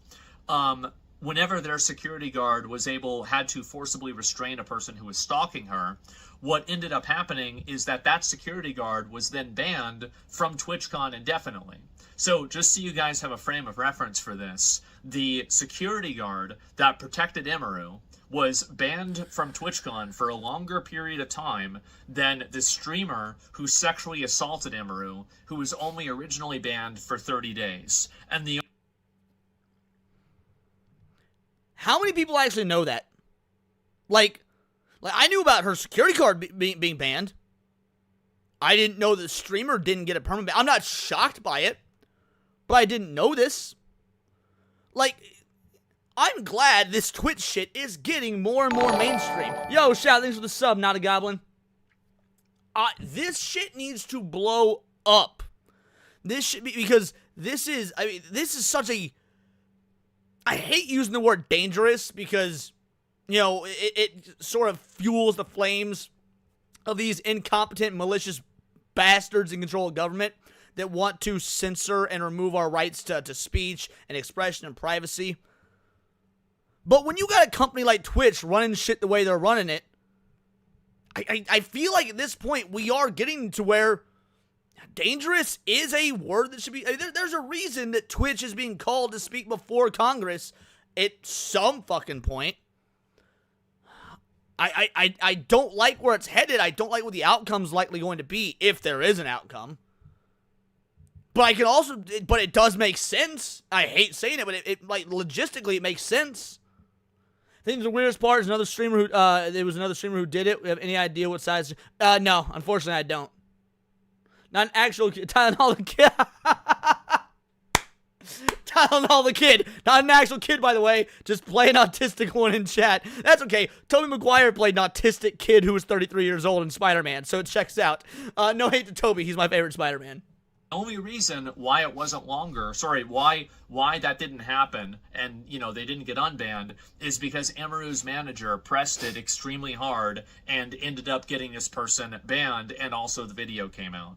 The original idea was they were going to be banned for 30 days. This is honestly, I really hope somebody at Amazon is watching, because what I want you to understand is that the moderation team at Twitch is completely deranged, the advertising team is completely misguided, and the executive team is completely disconnected. No. I will say Asmongold's wrong here. I will say he's wrong. The executive team is not disconnected. Amazon, upper echelon Amazon is disconnected. But the executive team at Twitch, they are not disconnected. They are, in fact, very connected. This is full-on malice. If they were disconnected, both sides would be treated evenly in terms of TOS, as in nothing would happen ever because they were hands off. This is not I want to make this unequivocally clear. This is not a disconnect. All right? When you have Tettone getting banned for 2 weeks for calling a fat bitch fat, but Hassan makes headlines when Hamas, Epstein, Osama bin Laden, Diddy, Dog Shocker, Biden, Piker calls for the death of sitting senators and doesn't cop a ban, and that's being reported on by mainstream news outlets. That is not Twitch being checked out. That is Twitch execs actively participating in a political culture war. No ifs, ands, or buts. At all levels of this organization, they fail. And we're in a situation now where it's gotten so bad that people's real lives and livelihoods are being affected by this. You can say that, oh, it doesn't matter, it's just words on a page or whatever, but when you have conventions, I think this is going to be the last TwitchCon, by the way. I don't. I hope it is, mind you. I do. I hope it is, but I don't.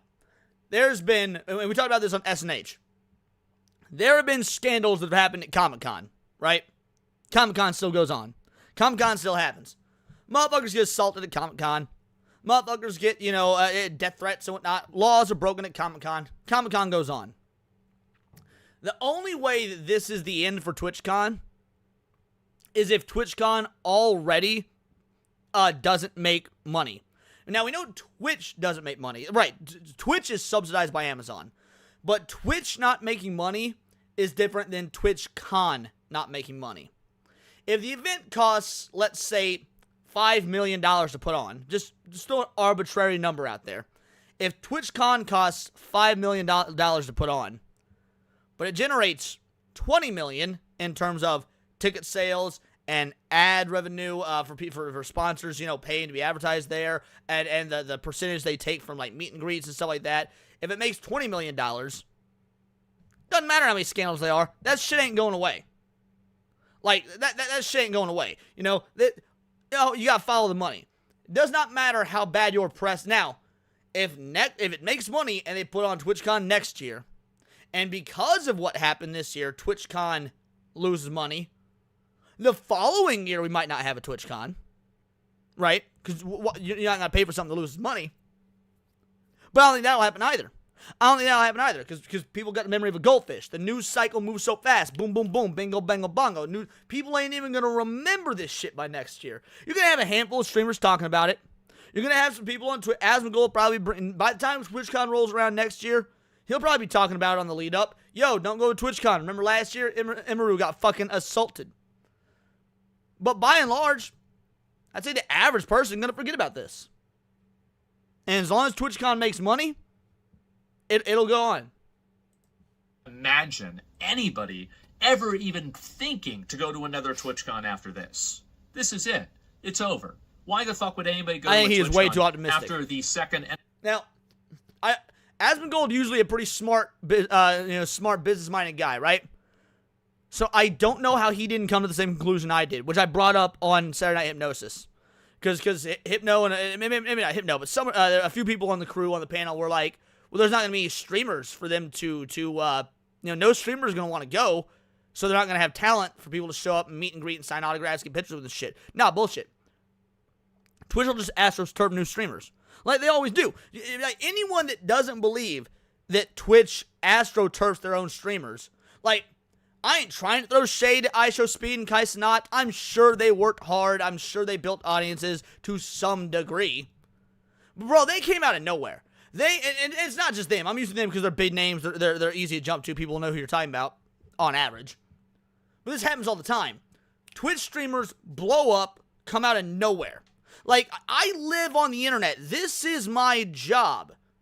And when Rolling Stone put out their top 10 most influential streamers of 2025 list, I recognized 2. Mr. Beast and Hassan, Hamas, Diddy, Osama bin Laden, Epstein, Dog Shocker, Piker. Bro, this is my realm. I'm on the internet all day, every day, because I have to be. How would I only know 2 of the top 10 most influential streamers of 2025 per Rolling Stone magazine? Obviously, a bullshit magazine, a bullshit outlet, but you guys get the point. Because these people come out of nowhere because they're astroturfed. So TwitchCon ain't gonna have a problem getting streamers to be guests next year, because it'll just be the people that they astroturf themselves. And also, by the way, as a streamer, these are things that I hear about a lot. Other people have been sexually assaulted at previous TwitchCons. They've been roofied. There's been plenty of other really bad things that have happened. A lot of these things have happened off of the Twitch, convention center. So some of these are not technically Twitch's fault. But if Twitch doesn't know about this and they're not planning accordingly, well, then they're dumber than literally every single streamer on the platform that's ever been to TwitchCon. And that's not a very good state of affairs now, is it? So anyway, that's pretty much where things stand right now with Twitch. So you have, again, pedophile furries that are getting unbanned in less than 1 day. You have people going to the official Twitch convention with little to no security, being sexually assaulted. You have viewbotting that is effectively killing small streamers and ignoring large streamers. And you have moderation that is so very obviously politically and socially motivated. I feel like they should just come out and say that they're sponsoring certain people. Or maybe certain groups. I think one of those groups seems to be Hamas, unfortunately. Bro, he just cooked. Asmongold just said he believes that Twitch funds Hamas. I actually thought he was going to say Antifa, mind you. But Hamas, that is a bold fucking accusation. God damn. I want y'all to just think about the implications of this. One of the biggest streamers, one of the most well-known streamers, not just on Twitch, but in the world. So somebody who at this point is being recognized by politicians for the political coverage he's doing, which is hilarious, by the way, that Asmongold of all people is the one getting recognition, but that's neither here nor there. Just accused Twitch of sponsoring one of the most prevalent terrorist organizations in the news cycle right now. Right, Paul, agreed. I want this clip shown to Congress at hearing. Fucking facts. That is a bold goddamn claim. By the way, I don't disagree. I don't disagree in the slightest. I bet he's right. But the fact that he just came out and said it, yo, that's wild. And the truth is that I don't really see this getting any better until people actually start speaking out about it. And that's why I wanted to make this video and really explain the extent of how bad this is. Because I know that people can see the Emiru clip, or they can see the furry clip, or they can see, the executives at Twitch trying to pretend to be influencers rather than actually doing their job. But I think that what really is condemning is the fact that all of these things are happening at the same time. They're happening at the same time. They're being actively protected. And this is the last thing that I want to end with, and the main thing that I want to talk about, is the fact that Twitch, whenever this event happened yesterday, Twitch lied about the way that the event happened. They explicitly lied. It is verifiable. You can literally look at video and you can see that it's not true. And the reason why they're doing this is because they're trying to minimize the situation. He's 100% correct. Twitch wants to bury this. Twitch wants to put this on the rug because it's bad for business, which leads into what Paul in the chat says. Do you think he's burning bridges? No. No, I don't. And here's why. Twitch cannot afford to lose Asmongold. Regardless of how the media treats Asmongold, and frankly, regardless of how Twitch tries to ignore Asmongold and prop up people like Hamas, Diddy, Epstein, Osama bin Laden, Dog Shocker, Piker, they need him. Asmongold is one of the biggest, if not the biggest, cash cow on on Twitch. Like, yeah, maybe Kai's not nice show speech get more money right now because, you know, they're such big household names at the current moment. But Asmongold been around for a decade. He's been huge for a decade. Like, Asmongold's in an interesting position where he can bite the hand all he wants. He might get a week ban now and then. He might get, you know, a few day ban now and then. But by and large, Twitch needs Asmongold. If they were to ban him, permaban him, kick him off the platform, whatever, Twitch's done. And Asmongold knows this. He knows this. Like, this is Asmongold swinging his dick around. Because he knows Twitch will not survive if he is gone. And they have to rely on their AstroTurf creators and Hassan Piker.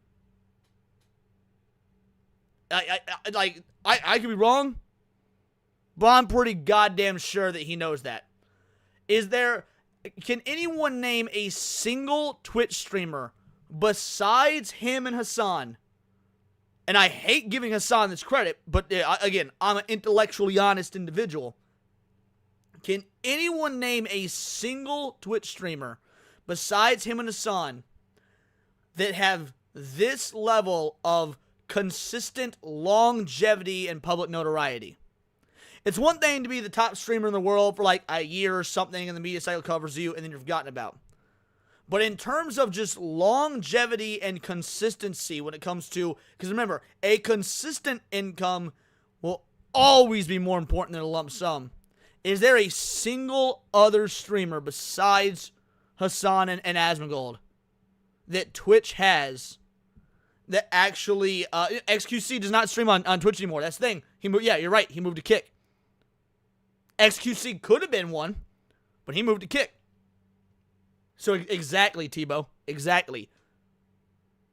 Twitch cannot afford to get rid of Asmongold. Really, they can't afford to get rid of Hassan. But they might have to when the hearing and shit goes down. Right, for how long? That's the point. Asmongold been doing this for a decade, and he's been one of the biggest names in the game for that long. That is almost unheard of. That is almost unheard of. So yeah, he can. Asmongold is one of the very, very few people who can bite the hand and get away with it. Twitch is a platform that only cares about optics. Their moderation team has never had any principle. You know what? Okay, you're right. Minimal Ever's right. Charlie, Penguin Z0, Moist Critical. I'll give you that one. That's yeah, you're right. So there's the third one. There's the third one. Charlie. Yeah, that's a good one. But now the principles that they do have are not principles. They're now weaponized. And the platform is degrading. People are leaving. And this is not an opinion, right? This is a graph. This is what the graphs are showing. And I don't really see it getting any better. So I'm making this video as a plea to anybody that has any sense, anybody at Amazon, anybody that has any... Iron Mouse is too new. Iron Mouse is a big name now, but Iron Mouse is too new. She does not have the longevity that Charlie, Hassan, and Asmongold have. That's why I'm saying people like IShowSpeed and Kaisnot, Iron Mouse, they don't fucking count. They don't have... This whole thing is about longevity. Iron Mouse cannot get away with saying the shit that Asmongold can get away with saying right now. Twitch can afford to lose Iron Mouse. Because she doesn't have 10 years of dedicated, ravenous, loyal fans built up. Again, I know, obviously, Iron Mouse has dedicated, ravenous fans. All the big name VTubers do, and those fan bases are fucking wild. But Iron Mouse doesn't have the longevity factor. And that is the key factor, is consistent longevity. Awareness, please, get this shit under control. Something needs to happen before this website kills itself. It's basically already killed its main big event. And I don't know where things are going to be next year. It's really sad. I've been on Twitch now for a little bit over, probably a little bit under 10 years now. And I've been, well known on Twitch for quite a while also. And it's sad to see such a deliberate and unnecessary thing happen to a platform that I've been streaming on for such a long time. I'm really sad to see it, and I wanted to make a video and talk about this because I feel like a lot of other people in my position don't really want to. They don't want to rock the boat for whatever other reason, and YouTubers do it, but they're not streamers. I do a lot of both, and that's why I want to talk about it, bring everything together, and show you guys just how bad this really is. And I'm sure that really, I'm probably only scratching the surface. And I think Agreed, that there's Andrew. time, there is time, it is time, it's past time for a degree of accountability and a genuine change. I don't know when that's going to happen. It's not. But if it doesn't happen soon, I can pretty much assume that Twitch is going to keep going downhill. So anyway, guys, It's not going downhill. It's falling off a hyperbolic. cliff. It has been for a while, but I think that hyperbole is becoming reality. So that's about all I've got.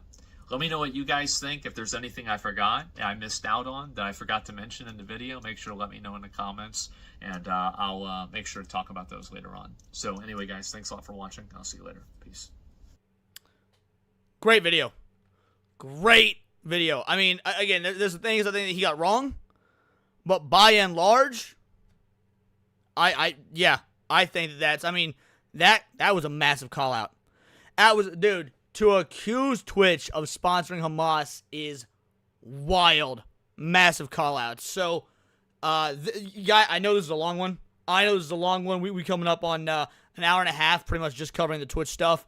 But I think it is all worth it and needs to be talked about. But at the end of the day, these are my opinions. Let me know yours in the comments down below, or let me know on X. You can find me at Bolt the Word, and please do subscribe. I'm a nerdy news channel. I cover nerdy news every day. Not always about streamer drama and Twitch, but anime, movies, music, Magic the Gathering, you name it. Check me out on Instagram at wordsberries_Leon and become a member for $4.99 a month. You can join the Discord, choose the articles that we go over on a day-to-day basis, choose the videos to react to on the daily live streams, and of course, get involved with over 200 other vital idols. We are a bright, beautiful, glowing, vibrant community that I cannot wait to go even further, because we do care about diversity. Only one kind of diversity of thought. That's interesting to you. Join the Discord and subscribe. Until next time, it's all here in the Nerdosphere. This has been Words of Paradise. And I'm not going anywhere, crew. I'm not. It's not the end of the stream. Not the end of the stream, but if I do clip this into an hour-and-a-half long fucking video, fucking Nux Taku style, need to make sure I have my outro out on there. So, yeah. Yeah. And by the way, Twisted Jack, by and large, I kind of agree. As goals to stop on Hassan. He's gotten harder on him over the year. But yes, by and large, I do agree. Yeah, clip video, FT dubs. Yeah, dude. Let's be real. Sometimes your boy just want to do that Nux Taku shit and just clip a stream and see if I can just get that to go viral instead of having to put the work in to make a video. But that being said, I love making videos. But I don't even know if I will. I don't know if I will clip a fucking hour-and-a-half video, give or take. But maybe. We'll see. Speaking of hour and a half, this next part is going to be long too, boys. I'm almost worried to do this next part because I got to wrap up in about an hour and 20 minutes. I don't know if I can do this next video. I had it in the title, but I got to be done in an hour and 20 minutes, and the next video by itself is an hour and 15 minutes. We might have to do the Steven Crowder stuff on Thursday's lunch hour. We might edit that shit down to the most salient points. It's probably a good idea. You know, watch it on 1.5. I don't ever watch videos on unless it's like on a stream and you guys are asking me to speed the video up. I never up the speed on videos. I watch them at the just the default speed. That said, I'm probably going to save it for Thursday's lunch hour. I've decided that the lunch hour on Thursdays is going to be long stream days. Wednesdays, I'm still going to keep the lunch hour a nice tight 2 hours. But I've decided Thursday's lunch hour streams going forward, I might do 3, 4, 5, who knows. But definitely more than 2. So I decided that last week, that the going forward, Thursday lunch hour streams are going to be my long day streams. And then, I'm thinking, minimum 3 hours, if not more. So, but yeah, we're doing 3 hours today. Countercast normally only 2 hours, but we're doing 3 hours today since it's a solo show instead of a panel show. Fucking love the long streams. Yeah, I'm thinking, because I stream 6 days a week on my channel. I usually do, on average, 3 streams a day between me and all the other people in the you know, the Cabal and the Bigot Army and shit. Like, on Mondays, I have my stream, on and off Nick's stream. Then I do the back-end stuff for Moxie's stream. Tuesdays, I do Tinfoil Haters. I think that might be the only thing I do on Tuesdays. And then I occasionally do AJ's stream. Wednesdays, I do Lunch Hour. And then I do What's Good Wednesday with Zach's. And then occasionally other people's streams if they ask me. And then Thursday, I do the Lunch Hour, the Dualies. And then I do, also Tuesday, Wednesday, Thursday, now I'm also doing Gooch's late night shows. And then on Thursdays, yeah, I do Lunch Hour, Fan Rant Thursday with Hold My Dual Shock. Then I do the animation reviews with Gooch. And then later on that night, I do the late night with Gooch. Then Fridays, movie nights with Niat with Film Comics Explained. Then Badger Den. Then Neon Leon. And Saturday, Hypno Stream. Now I do the analog horror stuff. Prior, I would do Circle of Jerks with Zax. Now I do the analog horror stuff. And if I wrap early, I will raid into Zax and finish out Circle of Jerks. And then Sunday, I take off of my own channel, but I still do Niat's panel show, FCE Live, and then we go into Gooch's late night show, and then sometimes I do Enzo's show after that. So, like, yeah, it's Thursdays. Or point is, the reason I was saying all that, Thursdays is the only day I can do a long stream because I do so many other people's shows. Oh yeah, and on Sundays, bonus streams on my channel if Tier 3 is met on Friday. Good call, Paul. Good call. So yeah, Thursday is the only day I can realistically do a long stream. But I love doing the long streams. So going forward, Thursdays will always be bare minimum 3 hours. And if my voice holds up and if I can keep doing it, I'll do 4, maybe even up to 5 hours. I just need to be done by around 5 or so p.m. my time. That way I can have time to get ready for Hold My DualShock. Someone should clip this so on Erwin's when he says he lets do outros. And literally they just play this. Oh, that'd be funny. That'd be funny as shit. Anyway, we'll save the Steven Crowder stuff. Let me just add this to my watch later. We'll save the Steven Crowder stuff for Thursday. Most likely. Unless some big shit goes down and we need to shift gears. Instead, since we were talking about ads... on Twitch, you know, with ads and gold stuff, saw this video called Horrors in YouTube Ads. And I don't know what this means. I was curious. So, let's check it out. This video is sponsored by War Thunder. Alright, you know the dealio. We let ad reads play out. It's 3 a.m. While the world around you has become dark, silent, and still from that taste of death that is sleep, you are still awake. Maybe you enjoy the sort of solitude only the deep night can provide you. Or maybe you just can't sleep. In any event, you've decided that this time is an apt one to watch some spooky stuff on YouTube. And so you sit in a quiet dark room, listening to tales of disturbing 4chan threads and Reddit mysteries, each one promising you a... I feel so goddamn called out already. I feel so dude. Every night. Nearly every night. Once I am done streaming, done making videos, done editing, I pop on some video games, and this is exactly the shit I listen to. 1 hour of internet oddities, real ghosts caught on camera, top 10 most disturbing XYZ iceberg, Nexpo, Lazy Masquerade, like creepypasta shit.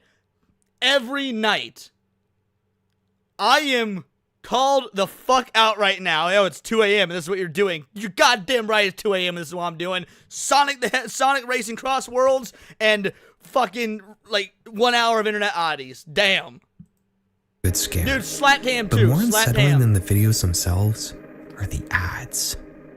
They're bright, loud, and in the late hours of the night, they just feel abrasive, almost acting like jump scares.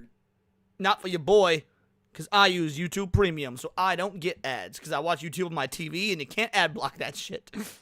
When put in the middle of otherwise quiet and serene media. After finishing a video, you'll click on another one, expecting yet another jarring and intrusive commercial.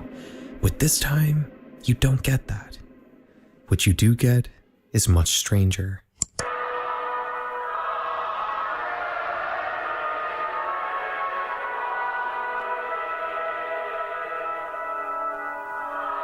I don't know about you guys, I ain't ever gotten an ad like this on YouTube. Even before I used YouTube Premium, I ain't ever gotten an ad like this. What the... Alright.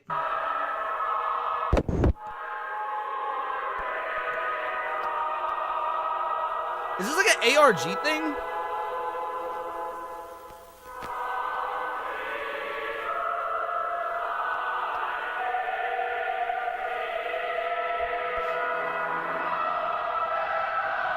Shout out Seabroom, 2-banger, checking to see membership chats or super chats are turned on. They sure are turned on. Thank you much, brother. Holy shit, I'm gonna come.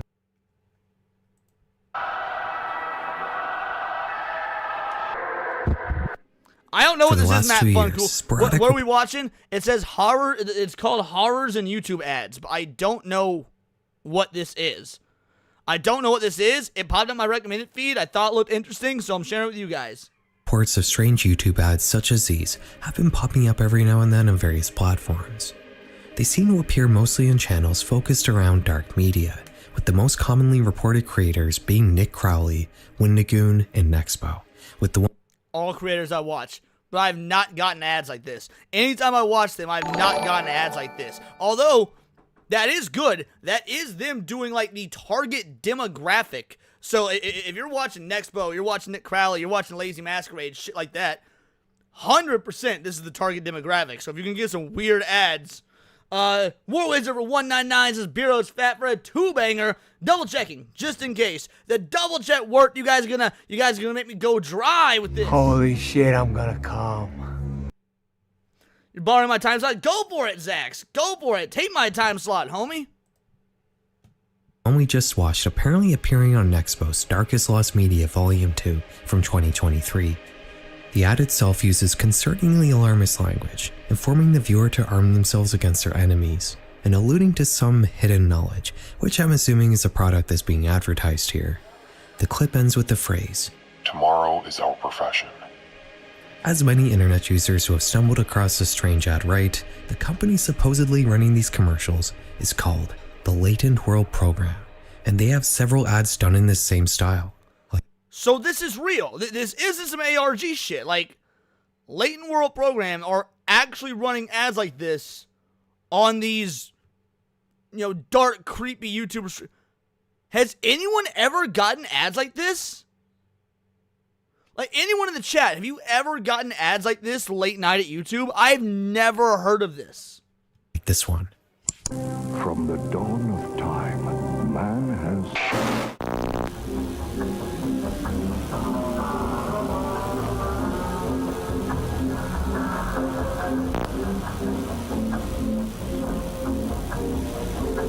I would have loved to get ads like this.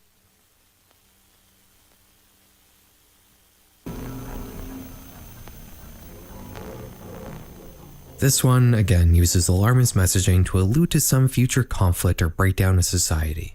But while the last ad ended with the slogan, this one ends with a set of coordinates, which leads to a property in Los Angeles, one that's apparently a former Cold War nuclear bunker which was once used to film American propaganda, but is now owned by Jared Leto. Before we get too far down... He not joking, for those of you who don't know. Jared Leto, whether he runs a cult or not is alleged, but he does live in a compound that was a cult compound. Yes, that is a factually accurate statement. On any weird rabbit holes here, I think it's time I bring up the elephant in the room. If it isn't already glaringly apparent, this is all very obviously an analog horror project. I don't think I need to explain to you what... See, and that's what I was assuming, but if it's an analog horror project, is this channel Like, because people are saying they got ads during Nexpo's video. So are these people making these videos, setting them up as ads, and then having these ads play during these sorts of... That's a very interesting way of doing analog horror, if that be the case. But I've never seen this done. I'm very confused. A video presented in this particular style is anything but internet horror fiction. You're probably already pretty used to seeing this sort of thing and can recognize it just as easily as I can.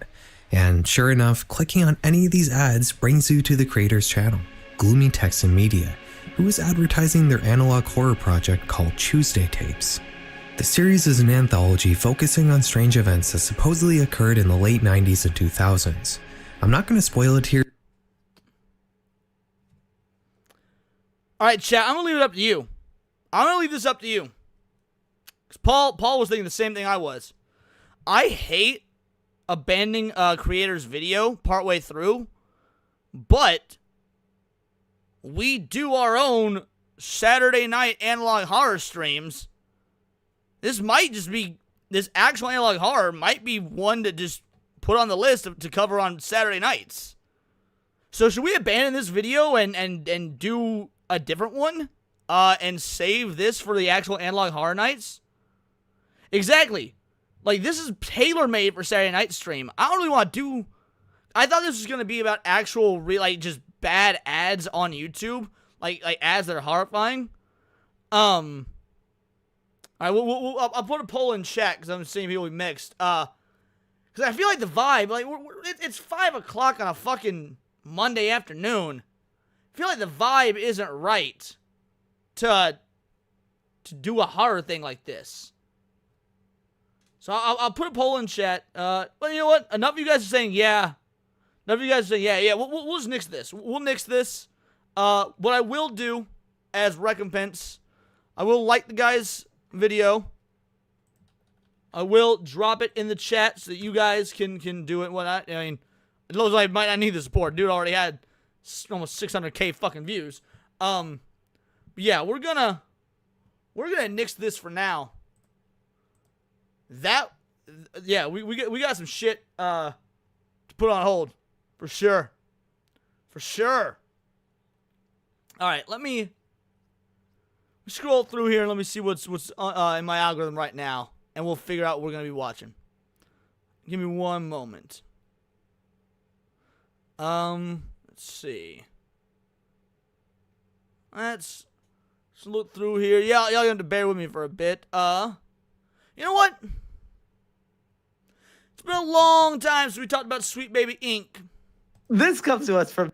And our boy Smash put out a video 3 hours ago. Let's ape Smash's content. Let's ape Smash JT's content. Kim Belair exposes the massive Sweet Baby Inc. lie. It's been a long time since we talked about these dumb broads. So let's do it. This comes to us from DEI Detected. They said, Kim Belair confirms what gamers always suspected. Addresses the SBI backlash written by the lovely writing Raven, the wife of Master TDS, who is joining me here. In August 2025, Kim Belair, CEO, co-founder of Sweet Baby Inc., confirmed what many gamers had long suspected. In an hour-long interview, Belair inadvertently revealed several of the company's most revealing practices. Spoiler alert, I'm going to guess, no, she didn't. And by that, I don't mean that Smash and Master the TDS are lying. Not at all. What I mean is, we already knew. These dumb broads at Sweet Baby Inc. and in the media and at Kotaku and Elizabeth Mercante and all of them tried to gaslight us into saying we were wrong, pretending we didn't know, things like that. But we already knew. There's been enough information that has come to light over the course of the last couple years. We knew. So, yeah, this isn't an inadvertently revealed. They've revealed shit in the past. They've just been trying to hide and obfuscate it. My husband, Master TDS, and I watched the full interview live and later produced a 30-minute highlight reel, which is like I have a group chat with the which is this. And I'm not gonna, for your own sanity, TDS, I'm not gonna force you to sit through this. I've literally at this point I'm desensitized to it. I had to listen to the whole thing through once, and then I had to listen to it again, and then I had to listen to it again to make this thing. So at this point, none of it bothers me anymore. You're numb. You're numb to it. You're like Hassan's dog to the shock. You're just like I think I said some choice things to Kim in the stream. I think I said something about how her being a woman means that she should be very familiar with the kitchen, and if she can't take the heat, she should get out of it. Yep, you did. That's weak. That's weak. Come on. Master TDS, he's a nice guy. I've talked with him a few times, streamed with him a couple times. He's a nice guy. But he's so, like, he's like a gothic Ben Shapiro. That's kind of an insult because I don't like Ben Shapiro, but what I mean is he's so, like, prim and proper and a nice guy. That insult game kind of weak. But I do like him. He's a sweetheart of a guy. You did. I remember that. I'll mute this. Let's give people the TLDR on this situation with this audio track that you discovered, and then we'll play some clips from it. But oh boy, what's the TLDR that you got, and so, how is your mental psyche coming out of that? Honestly, I work as a therapist. I've done it for over 6 years. I've worked with a bunch of different clients. So none of this stuff really phases me. I mean, 4 hours of sitting through a stream was awful. I had not wanted it to be that long, and I don't know why I decided to continue. But basically, we found. Well, I know why. Why? Because halfway through, you said we need to finish this because I will never return to this, and I just want to end it and finish it tonight. Because yes. To be fair, I know the feeling. I absolutely know the feeling. Like, there'll be times I'll be watching some shit and I'll be like, oh, man, this video sucks. And I'll check and I'm halfway through it and I'm like, well, I've already come this far. I may as well finish it. Like, I do that with anime. It's not even just YouTube videos. I do that with anime. I'll be 6 episodes into a 12-episode anime and be like, why drop it now? I'm halfway done. I need to finish it. Because you know what's funny? I have a half-finished one of these because they did a Ludo Naracon thing not that long back, and I did like a new show where I just was reviewing it, and I spent like the entire got halfway through it, and then afterwards I was just like, I'm done. Like, I can't do this. Gwen, I'm sorry, Smash. If you haven't seen that, she had her. No, I'm not gonna do it at double speed or at the play speed turned up. Because like, for one, Smash is my homie. I'm not going to disrespect him like that. Unless he's done that to one of my videos, then fuck him. They had the member of CBB Inc. who was a chef who basically tried to compare making video games to making a sandwich, but taking out all the good stuff inside of it. I remember that. Like, yep. I was like, I have no idea what this is anymore. Like, I'm done. Like, no. Gotcha. But I thought this was something that was behind a paywall because I did find it behind a paywall, and they had been putting it behind paywalls recently. So I sprung and got it, but it wasn't behind a paywall. So my bad. Hey, I thought it was, and I did pay. I paid for it. I paid for my blood, sweat. Well, you know what? It just goes to show that he's not really Jewish. He's not really Jewish. Yo, shout out J Viper. J Viper Raid. What is up, crew? You love to see it. Thank you so much, homie. Truly appreciated. Truly appreciated. But yeah, no, this goes to show that Master TDS isn't really Jewish. He is absolutely lying about being Jewish. Because if he was Jewish, he would have found a way to watch this shit for free. He would have absolutely found a way to watch this for free. He would not have paid for this content. So yeah. Master TDS, fake Jew confirmed. Tears and sanity. So I deserve whatever. The shit we do for these people, which by the way, think about it. I'm one of Sweet Baby Inc.'s only paying customers because I paid to get access to their talk, and I doubt very. And the hilarious part is, Sweet Baby Inc. be so pro-Palestine, they getting money from a Jew. The Jew haters are getting paid by fucking Jew. You'll love to see it. Again, shout out. Thanks so much for the raid, Jay. Very many people have done that. So that's a good point. What is this even? This is, by the way, when I looked them up, Do you notice on the screen right now it says Hungama Game Changers 2025? Mm-hmm. When I look them up, they have not even updated their logo. It still says 2024. Yeah, but if you look at the Game Changers of their podcast, you see they. So this is some sort of fucking Indian thing? Like, Hungama Game Changers 2024, Game Changers 2025. Below the list of participants selected in their respective categories. Music, videos, and gaming. Thank you, come again. Been doing it for years, which is kind of interesting.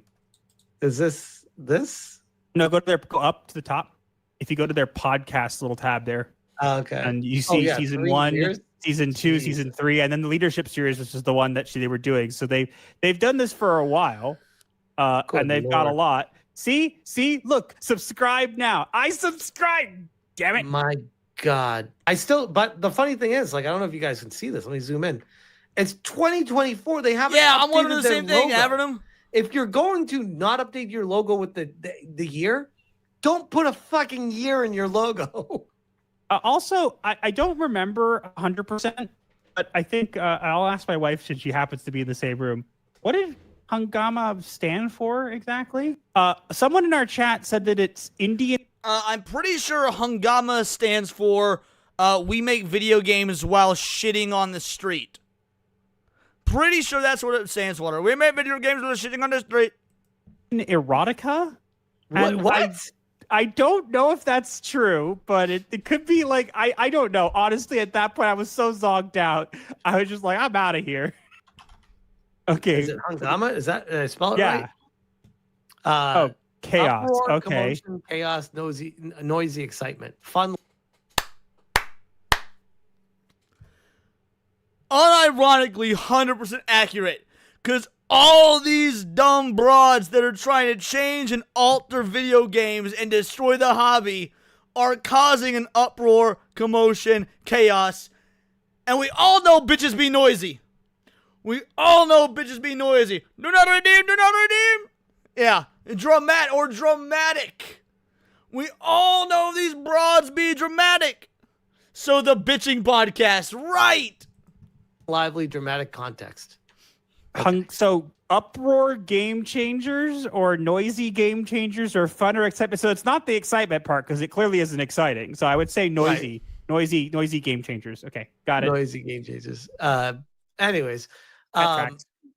Yeah, that definitely tracks. But, so let's bring the podcast well, back you wanted me anyway. to summarize it. So I found this, I went through it, and it basically came up a lot of different things that Kim had said in the past. That it was basically an interview from Kim that basically she confirmed a couple things that we weren't certain of and had a couple choice things to say about the backlash, which I found hilarious, and also about how she thinks that people should fight for their ideas in games even if they don't fit in the game. Please tell me we have that audio clip. Please, for the love of God, please tell me that we have Kim Belair on camera basically accidentally telling us to keep fighting the fucking fight. That would be glorious. Games that you're fighting for Oh, because yeah, they're your babies. That was a big takeaway from it, is that she's fighting a war when she goes to work. It's a war against the people that work there. No, she's fighting down. She's like, it's like nom. The game warms and nom. It's very curious. And she also, in this, a big takeaway, which is actually what prompted me to join you guys, was when she claimed that nobody had reached out to Sweet Baby Inc. to ask for answers. I hate that because I messaged them I think I messaged them before even our first big expose video was basically like, hey, I'm giving you a chance to have your side of the story. But no. It's so bad. It's nobody at all has reached out. It's like, but I did, and I know other people have, and it's even if that would still be a lie, even if not coming from Smash JT and Match the GDS, though. Because we know Alyssa Mercante reached out. She wrote that old article, the one that kicked all this off, the Sweet Baby Inc. doesn't do what you think they do article. which means she was reached out to by Kotaku. Like, that would be a blatant lie. Even, like, from their own side reached out to them, because articles were written about it to run defense for them. How can this broad be that fucking dumb? Again, I think the biggest, most telling thing about this wasn't even just what she admitted to. It's the things she omitted. It's what she didn't say. She never once mentioned Chris Kindred. She never once mentioned Kabrutus. She never mentioned any of that because she needed to be a victim. So she took the opportunity to be a victim, which was very interesting. You're absolutely right. And on top of the Chris Kindred not being mentioned, she also forgot about this situation where I said, I've sent the following message to Sweet Baby Inc. via the contact form on their website. I said, hello, one of your employees, Chris Kindred, has recently reached out to a place of employment of mine, asking about my job status and stating false things. Like, he called me racist. He called me very awful things. Well, he doesn't like you very much. No, I'd imagine not. And probably doesn't like me even more now. Or she, he or she. I don't know what the fuck he is. I don't even, at this point, I just tell people this, and look, maybe this gets people mad, but Smash is not a racist. He is a misogynist, though. Absolutely misogynist, though. I, on the other hand, am a gracist. And I'm seeing a lot of filthy grays in the chat. We need to get them fucking memberships up. Hashtag grift. I'm gonna pull in a trace. I'm gonna grift. Too many filthy grays. We need to see more green. I just say that, you know what, I don't care what pronouns they have or what they go by. I'm going to get them wrong or right. And it's not because I care. It's because I don't. Yep, that's fair. I would like to know how you plan on handling the situation and what your stance is on such actions. This is incredibly out of bounds and bordering on legal action, as I take this matter extremely seriously. Now, don't you think that was a fairly professional message, right? I'm not saying anything like ridiculous. That's just like hey, this is me on the field calling timeout. I'm like, wait a second, hold up. Like, we're throwing jabs at each other. We're having fun. We're maybe saying things you don't like. You're saying things back to me. Okay, it's all's fair in love and war. You just want real life with me. What the fuck is that? Like, we don't timeout. This is me being very professional, saying we don't go here. What you just did ain't cool.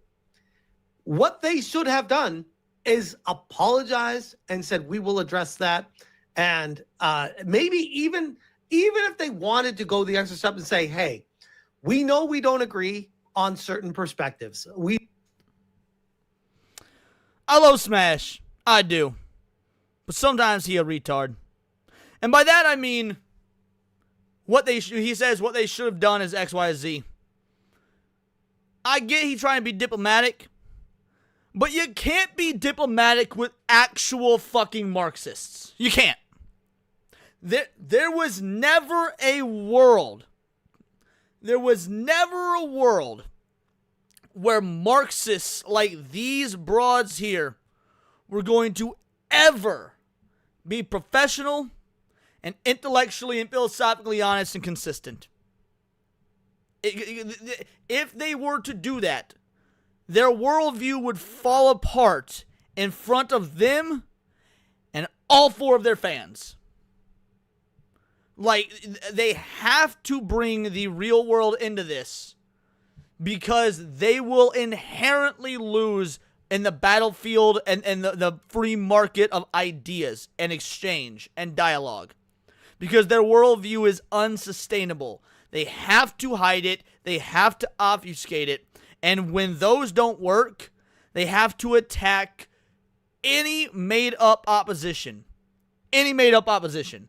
They have to fight a version of you that is not real, that does not exist, that is some evil, nefarious villain that they've created to not only shadowbox, because we were talking about tulpas when doing the Greylock tapes. They don't want to shadowbox. They want to create a tulpa out of you. They want to manifest this thought form version of you they have into a real life corporeal being, so that they can parade you around as some sort of devil that they created. Bringing real life into it is an incredibly normal albeit terrible, but normal vector of attack for these people. Because they cannot win in the free marketplace of ideas. Because once the Marxism is put on full display, 90% of normal individuals, I would say 100% of normal individuals, and 90% of just individuals in general will look at this and say, yo, what the fuck's going on here? We see that you have a different stance than we do on things. We understand that. But what took place here is not acceptable at our company, and we're going to be looking into that. Thank you for reaching out to us. I would have been like, well, shit.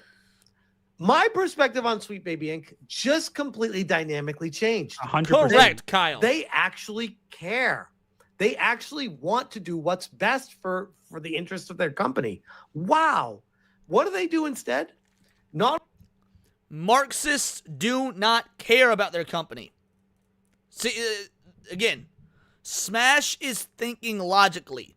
Smash is thinking like a capitalist. A filthy capitalist pig. Let the blood run in the streets.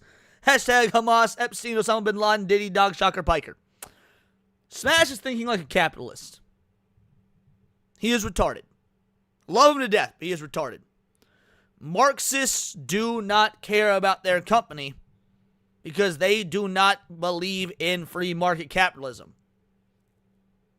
This means less than nothing to them. The company is just a vehicle for their ideology and for their forced societal change. And if the company goes under, they will just find a new vehicle for that forced ideological change. Right, he is trying to play fair. You cannot play fair with communists. Not only do they not reply, but going to your video here, she goes out of her way to say that I should probably put the closed captions on, that they never reached out. And I was glad that you were there because I was like, I even addressed it specifically. I was about to address it that they hadn't mentioned Cabruz and they hadn't mentioned you. And then you happened to be there. So I thought I was like, oh, and this is a highlight reel. If anybody really wants to, and I'm going to be honest, even though it's our channel, I don't recommend it if you want to keep your sanity. We have a over 4-hour stream where we go through the entire 1-hour talk in detail and break it down and even just try to understand what the heck she's saying half the time, because honestly, I really don't know. And I speak fluent Kimese and I don't even know. Here we go, right here. Right want to explore new kinds of characters and stories, and to be given this pushback from a group of people who ostensibly also want that, but who completely misunderstand the way to go about it, it's especially demoralizing. Good. First of all, good. I see your thing that's on YouTube. I want to give Smash his ups, and depending on how much time we have, maybe we'll watch some of that. We'll see. We got about 45 minutes up to the stream. Good. I'm glad they're feeling demoralized. I'm glad. Not only am I glad, I am actively jumping for joy and cheer. I'm happy. I'm jumping for joy. I'm happy. Nah, for real though. We don't misunderstand the way to go about it. We don't misunderstand anything. In fact, let's roll this back a little bit. She said something incredibly retarded. Push back from. Actually, let's go back a little bit further. Stories, and to be given this pushback from a group of people who ostensibly also want that, but who completely. No, we don't. We don't want new kinds of stories, new characters, and whatnot. We operate under the methodology of if it ain't broke, don't fucking fix it. If it ain't broke, don't fix it. We want what we've always gotten: good fucking games, fun games. By the way, not every game is a goddamn story-driven narrative. So why you working on shit that isn't even about the story? But that's neither here nor there. We want what has always worked. Fun, usually conventionally attractive characters in ridiculously fun games that have no ideological bend to them one way or the other in terms of real world politics. And I don't want to hear none of this like, video games are always political. Look at Metal Gear Solid. Shut the fuck up. Metal Gear Solid's politics are in-universe. They pull from the universal human experience of real life politics that have existed all throughout human history. Not some sort of vaguely veiled attempt to be an analogy to Donald Trump and an alt-right regime or whatnot. No. When you make a video game about oppressive regimes, well, guess what? There's been oppressive regimes all throughout human history. That's a common fucking trope. That's not being political. That's that's using the human experience that's been historically proven time and time again. So no, we don't want ostensibly the same thing. We want what we've always gotten. If it ain't broke, don't fucking fix it. Shout out Old Man Cad and Alucard. How you guys doing? Misunderstand the way to go about it. It's especially demoralizing because there are thousands of videos about us. There are hundreds of videos about me. But of those people, no one has written to us to say, hey, can I just ask a couple of questions about how this works? We don't need to. We don't need to. Like, I don't know how to fly a helicopter, guys. I don't know if you know this or not. I'm not a trained pilot. I don't know how to fly a helicopter. But if I see a helicopter in a tree, I know somewhere along the line someone fucked up or something fucked up.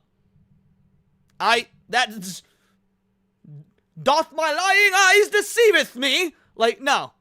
We don't need to ask how this works. You patently told us how it worked on your website before we started saying, yo, what is this?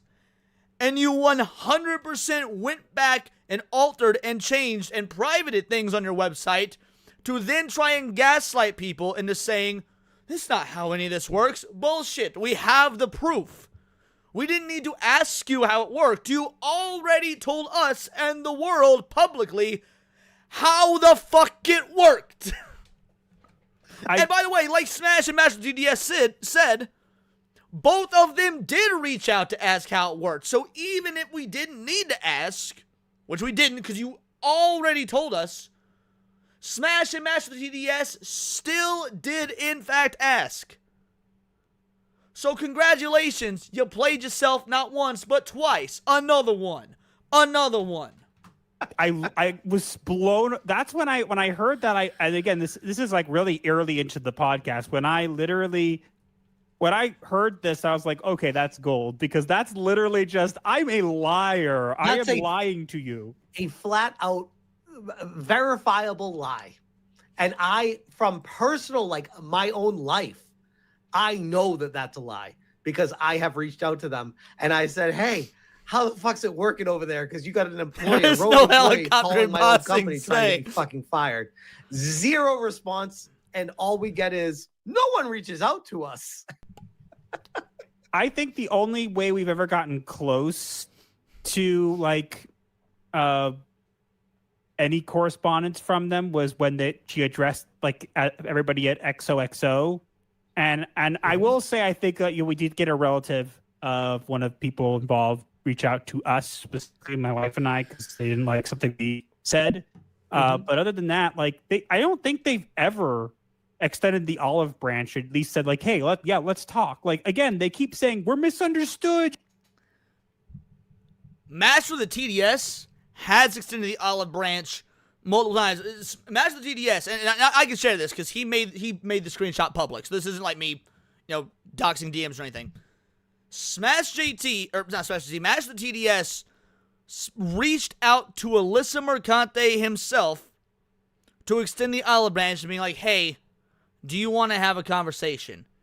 And she said, I don't want to ever have anything to do with you, ever leave me alone. No. The olive branch, I don't know about Smash, I don't know how much he's extended an olive branch or whatnot, but Master TDS has, because he's too nice of a guy. Again, Master TDS is too nice. He is one of those that, in my opinion, will lose a culture war battle because he plays by fair rules when the other side doesn't. Nice guy, losing strat. But their exposés and their coverage are incredible. You're taking us out of context. It's like, okay, I don't think so, but come on, let's chat. Right. False. We literally have. We actually have written to you. Dude, I gotta be honest. When this part happened, I was putting together a bunk bed in my daughter's room. I literally like stopped what I was doing.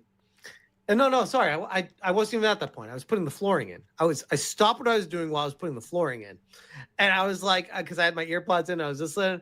I was like, hold the fucking phone! I gotta stop what I'm doing here. I gotta go be like, wait. I know. I knew if you were listening. It was so crazy because again, the thing that bothers me the most is like nobody says that they haven't been harassed. I'm sure they have. I'm positive they have. I'm sure there have been people who've gone. Let me too ask far. you this. Let me interrupt you and ask you this, Master TDS. Have you ever been harassed online? Yep. Have you ever had people try to dox you online? No, he hasn't. No, he hasn't. Master TDS, you've not been harassed online. Why? Because online harassment doesn't exist. I say this for the left, I say this for the right. Online harassment doesn't exist. You want to know why online harassment doesn't exist? Why cyberbullying doesn't exist? Because if you can turn off the computer, if you can turn off the cell phone, if you can turn off the TV, if you can turn off the electronic device, if you can block, if you can mute, it doesn't fucking exist. Now, you can call doxing harassment. No, doxing's a fucking crime. That's beyond harassment. But in terms of like harassment, cyberbullying, no, none of us have. Left, right, male, female, gay, straight, black, Asian, Latino, LGBTQ, XYZ, LMNOP, 1, 2, 3, 4 plus. No. Online harassment does not exist because you can block, mute, turn off the TV, turn off the computer, turn off the phone, what the fuck ever it is. And I'm tired of pretending this goddamn harassment shit on the internet is real. Because it's not. I ain't been harassed. Death threats in my inbox, which I have gotten, ain't harassment. Because it's not fucking real. Yeah, that's kind of a normal thing for content creators. Have you ever had people say things that made you feel uncomfortable? Yeah. All the time. Weird. So I guess you could say the difference is you still push forward to do your work. Stop showing the asshole While to the Kim camera. over here is over here bitching about that happening while we all fucking deal with that. Would that be fair? Yeah, but again, I'm gonna be nice and say like I get it. It Thank you, can be Alucard. a very, depending on the circumstances of things, it can be a very stressful thing. Oh, And I I'm would not assume, endorsing it. I don't want to be confused with endorsing it. No, I know you're not. I know do you're not endorse it. I'm just saying Come on. it's an unfortunate truth of the internet. It sucks. There It you go. happens on both sides. go. I wish it didn't. It shouldn't ever happen. I always disavow it. Always have. People always like, oh, look at Smash saying that he's actually a doxer in secret. Like, no, I'm not. I'm fucking. I have a wife and 2 kids. I got a house. I don't want to deal with this shit. You weren't. Avernum, you were not. He says, well, I was harassed back. You were not harassed. Because nobody gets harassed on the internet because harassment on the internet doesn't exist. It's fucking digital. It's lines of code. It's ones and zeros. Doesn't exist. I will not change my stance on this. I do not believe until it crosses a legal threshold, which at that point is not harassment, it's crime. No, you weren't harassed. My life. I don't want to go after other people. No, I just want to talk about the gaming industry and how we can improve it. I don't agree with this at all. But I've dealt with it. People have doxed me multiple times. I have someone suing me and doxing me in a lawsuit. Someone who Kim Belair has chatted with multiple times as well. Actually, I will have to step in and say that I can verify that one talk has happened. I can't verify much more than that. I wouldn't be surprised if there was more. But yeah. Okay, well, I guess the best way to put it then to be Based blue collar loser. I would assume Fair. they keep in touch. I would say that's an assumption, but to be fair, she knows who Alyssa is. Of course. Would that be fair? Well, yeah, and she even mentions Alyssa's. She specifically, of all the things that she mentions here, she actually mentions Alyssa's article specifically. Oh, which is that's shocker. Right. The Now, again, keep in mind this is a highlight reel because trust me, you don't want the 4-hour version. But if you are brave and you want to sit through 4 hours, like I would imagine, like please, like go do something else with your life and like have it on in the background, and you might catch 1 or 2 things. But other than that, you probably don't want to watch that. But yeah, she does mention that she was hoping at some point that people would go, hey, CPB Inc. worked on this game and this game and this game, and they'd like do red lines connecting it. And then when they came out and there was an article about it,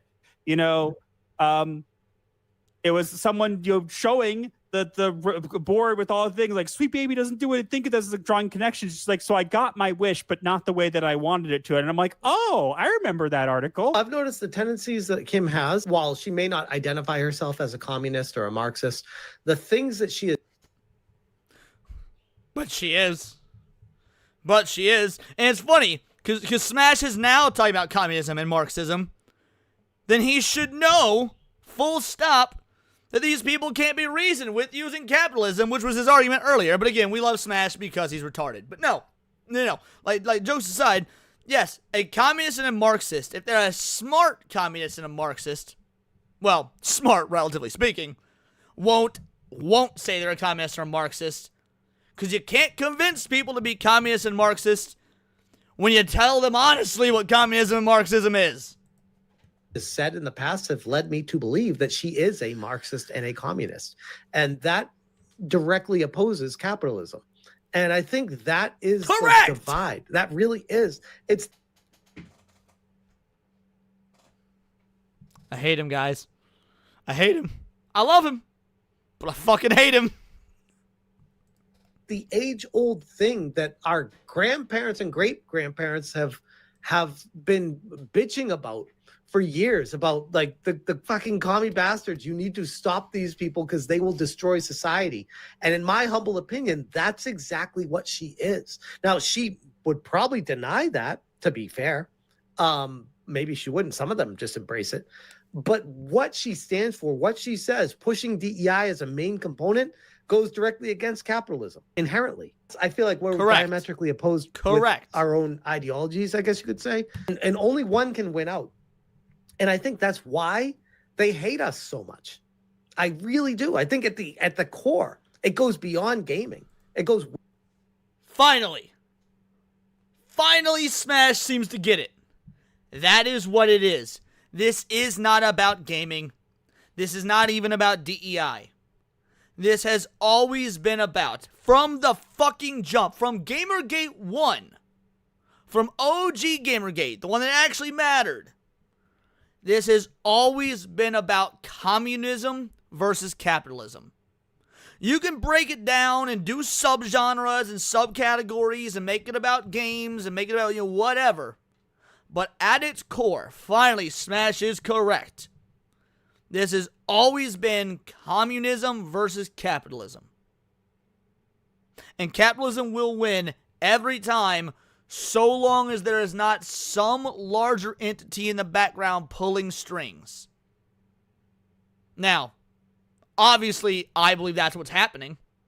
Not just with like Street Baby Inc. and Gamergate and stuff like that, but in general, in the larger world. When you've got Visa and MasterCard and PayPal and all these payment processors going to the umpteenth degree for global censorship. When you have got a digital ID encroaching on all of the Western first world, like this goes well beyond a Gamergate or Sweet Baby Inc. or anything. And I do believe there are larger powers at play behind the scenes doing things. Whether you want to call it the Illuminati, whether you want to call it the World Economic Forum, whether you want to blame George Soros or the Bilderbergs or whatnot, whether you want to call it the New World Order, there are larger things at play here. However, for those of y'all that remember, the deep dives that your boy did like a year and a half ago when this shit broke, Sweet Baby Inc. actually does have ties to the World Economic Forum through their funding sources. Now, how big of a player are they in the game? Nothing. They small potatoes. But the fact that their funding does directly come from WEF members tells you that this is a part of the culture war that is actively being invested in by the people up top. That is not a conspiracy theory. That part is not a conspiracy theory. That is verifiably true. That's verifiably proven. Sweet Baby Inc. to Sweet Ghost to the Canadian government to World Economic Forum. That you can follow the money. I did it on a stream or a video like a year and a half ago. That part is factually accurate. Well beyond gaming. I agree. It's unfortunate. Like, because you know what's sad maybe it's weird for me to say this. I really feel like if they made an effort, we've ever like sat down and had like a talk. I'm not expecting like amazing, but I think that there could be some ground broken there. You know, Master GDS, you naive son of a bitch. No, there wouldn't be. That there would be a show put on. There would be a display for the world to see, but there would be no ground broken. No? Oh, absolutely. But they don't want to have a conversation. I already knew that. That's the thing. They're like, we don't like this. We want it to change. And it's like, well, you won't make an effort to do that. Why like, don't you want tried, to talk to us? Why don't you want to talk to us? Yeah, exactly. Because they know that ultimately, at the end of the day, we are their enemy. They don't want to try to break bread with us. That's the problem. They want to break bread on our... We are their enemy, yes, but we are also a small part of the pie. The entire Western ideology of capitalism, of diversity of thought, of letting the free market decide, that is the enemy. We are just small mouthpieces for their true enemy. Heads. Yeah, exactly. I was going to say, to be honest, a part of me thinks that it would be fruitless anyways, because I don't trust the goddamn thing these people do. Any final thoughts before we move on? No, I want to point out one more thing that she said that I think is a good thing to close off on. Okay. She says that when you fight against AI and stuff like that, you're actually fighting yourself. We're fighting ourselves. And then also she's like talking about how she want that with she talks about that how much she loves having, she wants to have sex scenes in games, and that people should just be happy with it and not fight on it and be like, people are like picking it apart. And I'm like, welcome to the internet. Like, sex scenes in games are fine if it's a rated M game, if it's appropriate to the story. What I don't want are gay sex, the allusions to gay sex in a rated E for everyone Sonic the fucking Hedgehog game. And that's actually what these dipshits are advocating for. This ain't about whether or not you could bed the hot alien broad in Mass Effect. They're not fighting for that. They're fighting for the black, half-shaved, glasses-wearing fat lesbian dyke being able to full-on make out with the fucking furry queen in a rated E for everyone children's game. That's what people do. Andrew, I cover that all the time. In fact, I would say I cover that more than I cover the video game stuff. I cover Japan being under attack by this ideology more than I cover the video game stuff. Again, we're not going to go through this as a 30-minute video of... Trust me, I don't blame you. She's just rambling. I don't want to go through it. I know, honestly. That's why I'm glad you're here, just to give a quick TLDR. If you want to look at the article, actually, that my wife wrote towards the end, it actually has the quote that she specifically says, or so that I think is perfect. When people fight against wokeness, what they're really doing is fighting against progressiveness, and in a way, that's fighting against themselves. And that it is not. It is not. The argument that this dumb broad is trying to make, is that if you are fighting against progress, then you are fighting against your best interest. And of course, that sounds logical on the surface. It does. Let's break this down. Let's break down why this sounds logical on the surface. Every human, at a base level, more often than not, does and should act in their own self-interest. And of course, your own self-interest would be progress. So, if wokeness is progressiveness is progress, you're fighting against progress, you're fighting against your own self-interest. However, progressivism is not progress. That is the misnomer. That is the lie they feed you. That is the gaslight in full effect. Progressiveness is inherently regressive in the way that they are trying to implore it and imply it, and frankly force it. We had progress.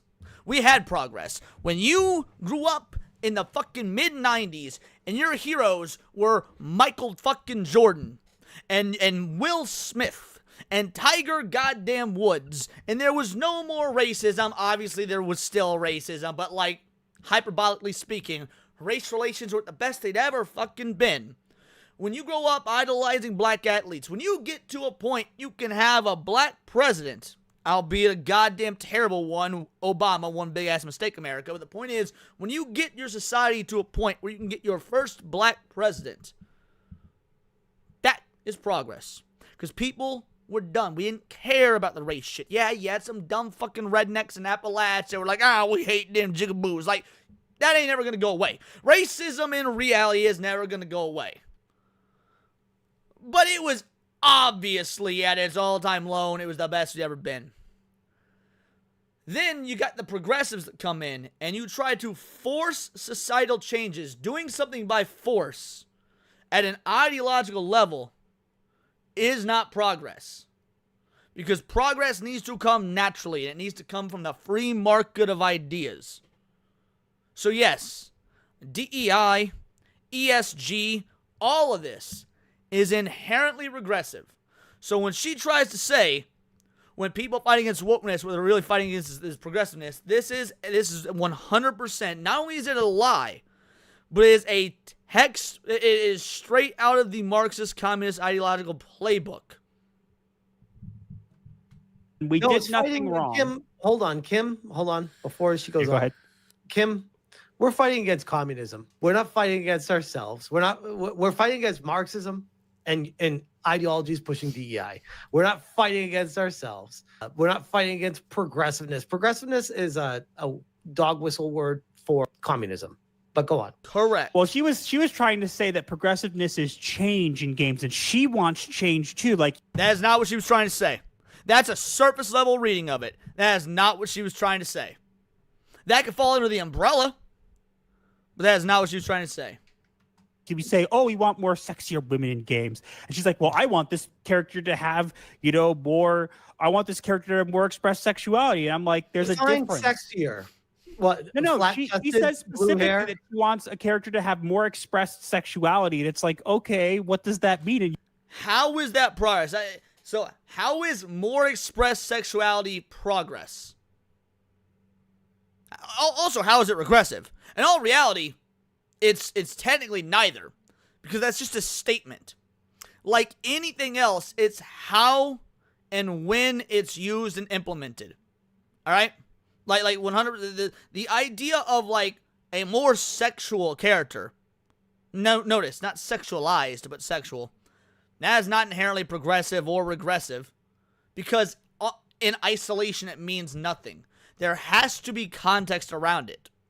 And they will never give that context because, once again, once context is given, the ideology will fall apart.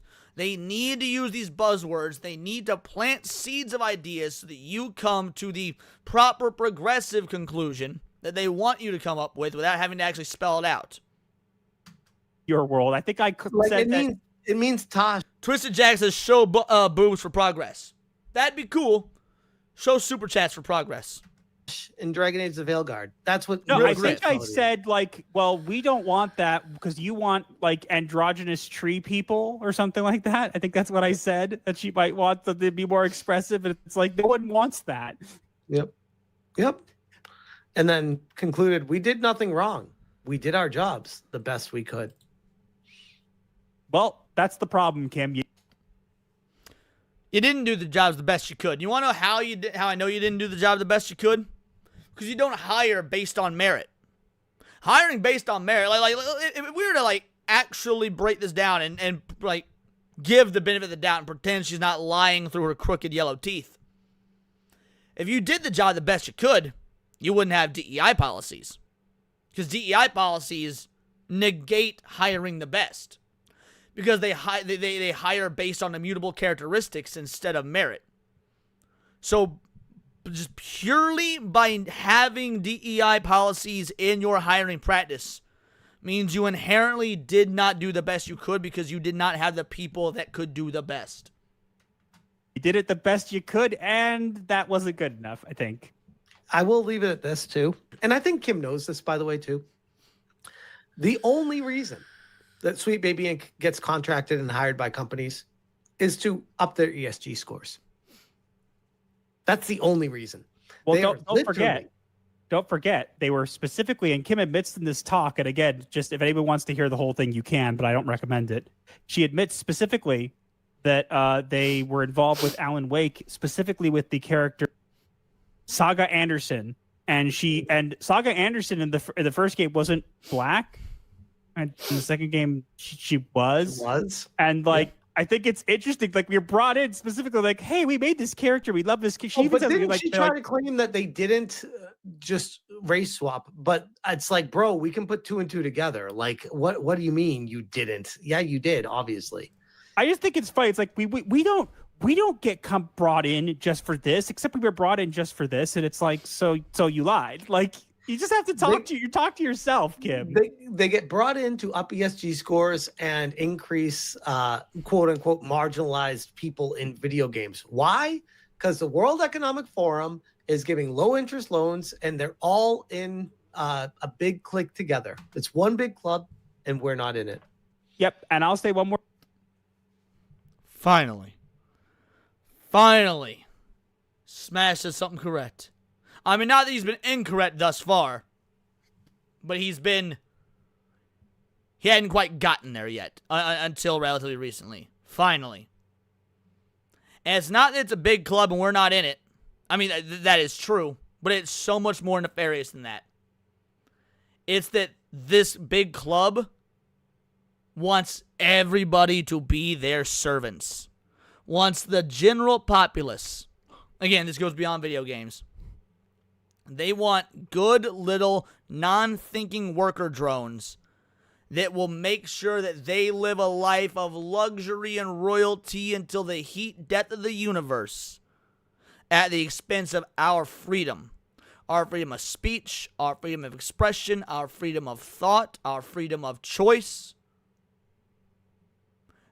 Every God-given right of the most important aspect of humanity, which is freedom, they want removed. This is, I mean, I'm going to go full Alex Jones. This is biblical, demonic, devil shit. And I don't know if they know this. In fact, I bet they don't. Sweet Baby England, they just cogs in the machine. They don't even realize they're doing the work for the serpent that talked in their ear. That is 100% what it is. Thing, in the words of Kim herself, if you have an idea in a game and it's your baby, that you should fight for it to be in the game, even when it doesn't work with the lore, the narrative, and you should put it in because everybody should have a chance to be expressing. And that is exactly why you fail. Yeah. Because you're forcing things into a narrative that doesn't allow it. And that is the core of what you're doing that's wrong. Period. There's tons of things we could draw parallels to, but it's like, no, you can want to have everybody's input on the game, Hugo. But you don't have to, like, it's not a battlefield, Kim. This isn't a fight. And if it was a fight. Yes, it is. Yes, it is. This is a Cold War. Just like America v. USSR, this is a Cold War. And in fact, it is an ideological Cold War, which I think is far more dangerous than like a nuclear Cold War. Because there's no corporeal enemy to attack. Ideas don't have form, so the vector of attack is weaker. People don't have a face to put to the enemy, because the enemy is ideas. Well, it's one that you lost. Mm-hmm. Wholly agree. That turned out to not be a waste of time, and I'm glad.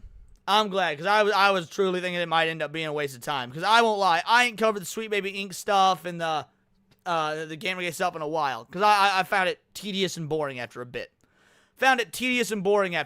But no, I quite enjoyed that. I think that was pretty goddamn ended up being worth it. So yeah, shout out. But here's the dealio. It's time, folks.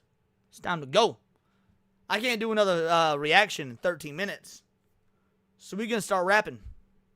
Start wrapping up. I think Badger's streaming. Let me see if Badger's streaming so I can get a raid going. Because we and the Cabal stick together. Let's see. Badger should be going right now, right? Trump 3PO. There it is. Angry Badger. So here's the dealio, crew. That's all for today. For those of you that don't know, every Tuesday night, 7 o'clock p.m. Central Standard Time, 8 o'clock EST, I got myself a conspiracy theory show with my boy Sammy 3Pete and the ever lovely Cinevere. And sometimes a guest. We got a guest tomorrow, Abomination AJ. Now, if Abomination AJ is the guest, and y'all know who that is, you can probably guess tomorrow's topic. So check out the Conspiracy Theory show tomorrow, Tinfoil Haters, 7 o'clock. We'll be back with the lunch hour on Wednesday. And if you've not watched my video for today about the Goku voice actor Sean Schimmel having a fucking meltdown because he a bitch, check that out. But for now, we're going to wrap, and we're going to send you to Badger Show. So once you get into the Badger Show, type Vital Idol Raid. For those of you that donated, thank you so much. It is truly appreciated. It means the world to me. Chirp, chirp, bitch. For those of you that are unable to or choose not to, that's fine as well. I appreciate the commentary.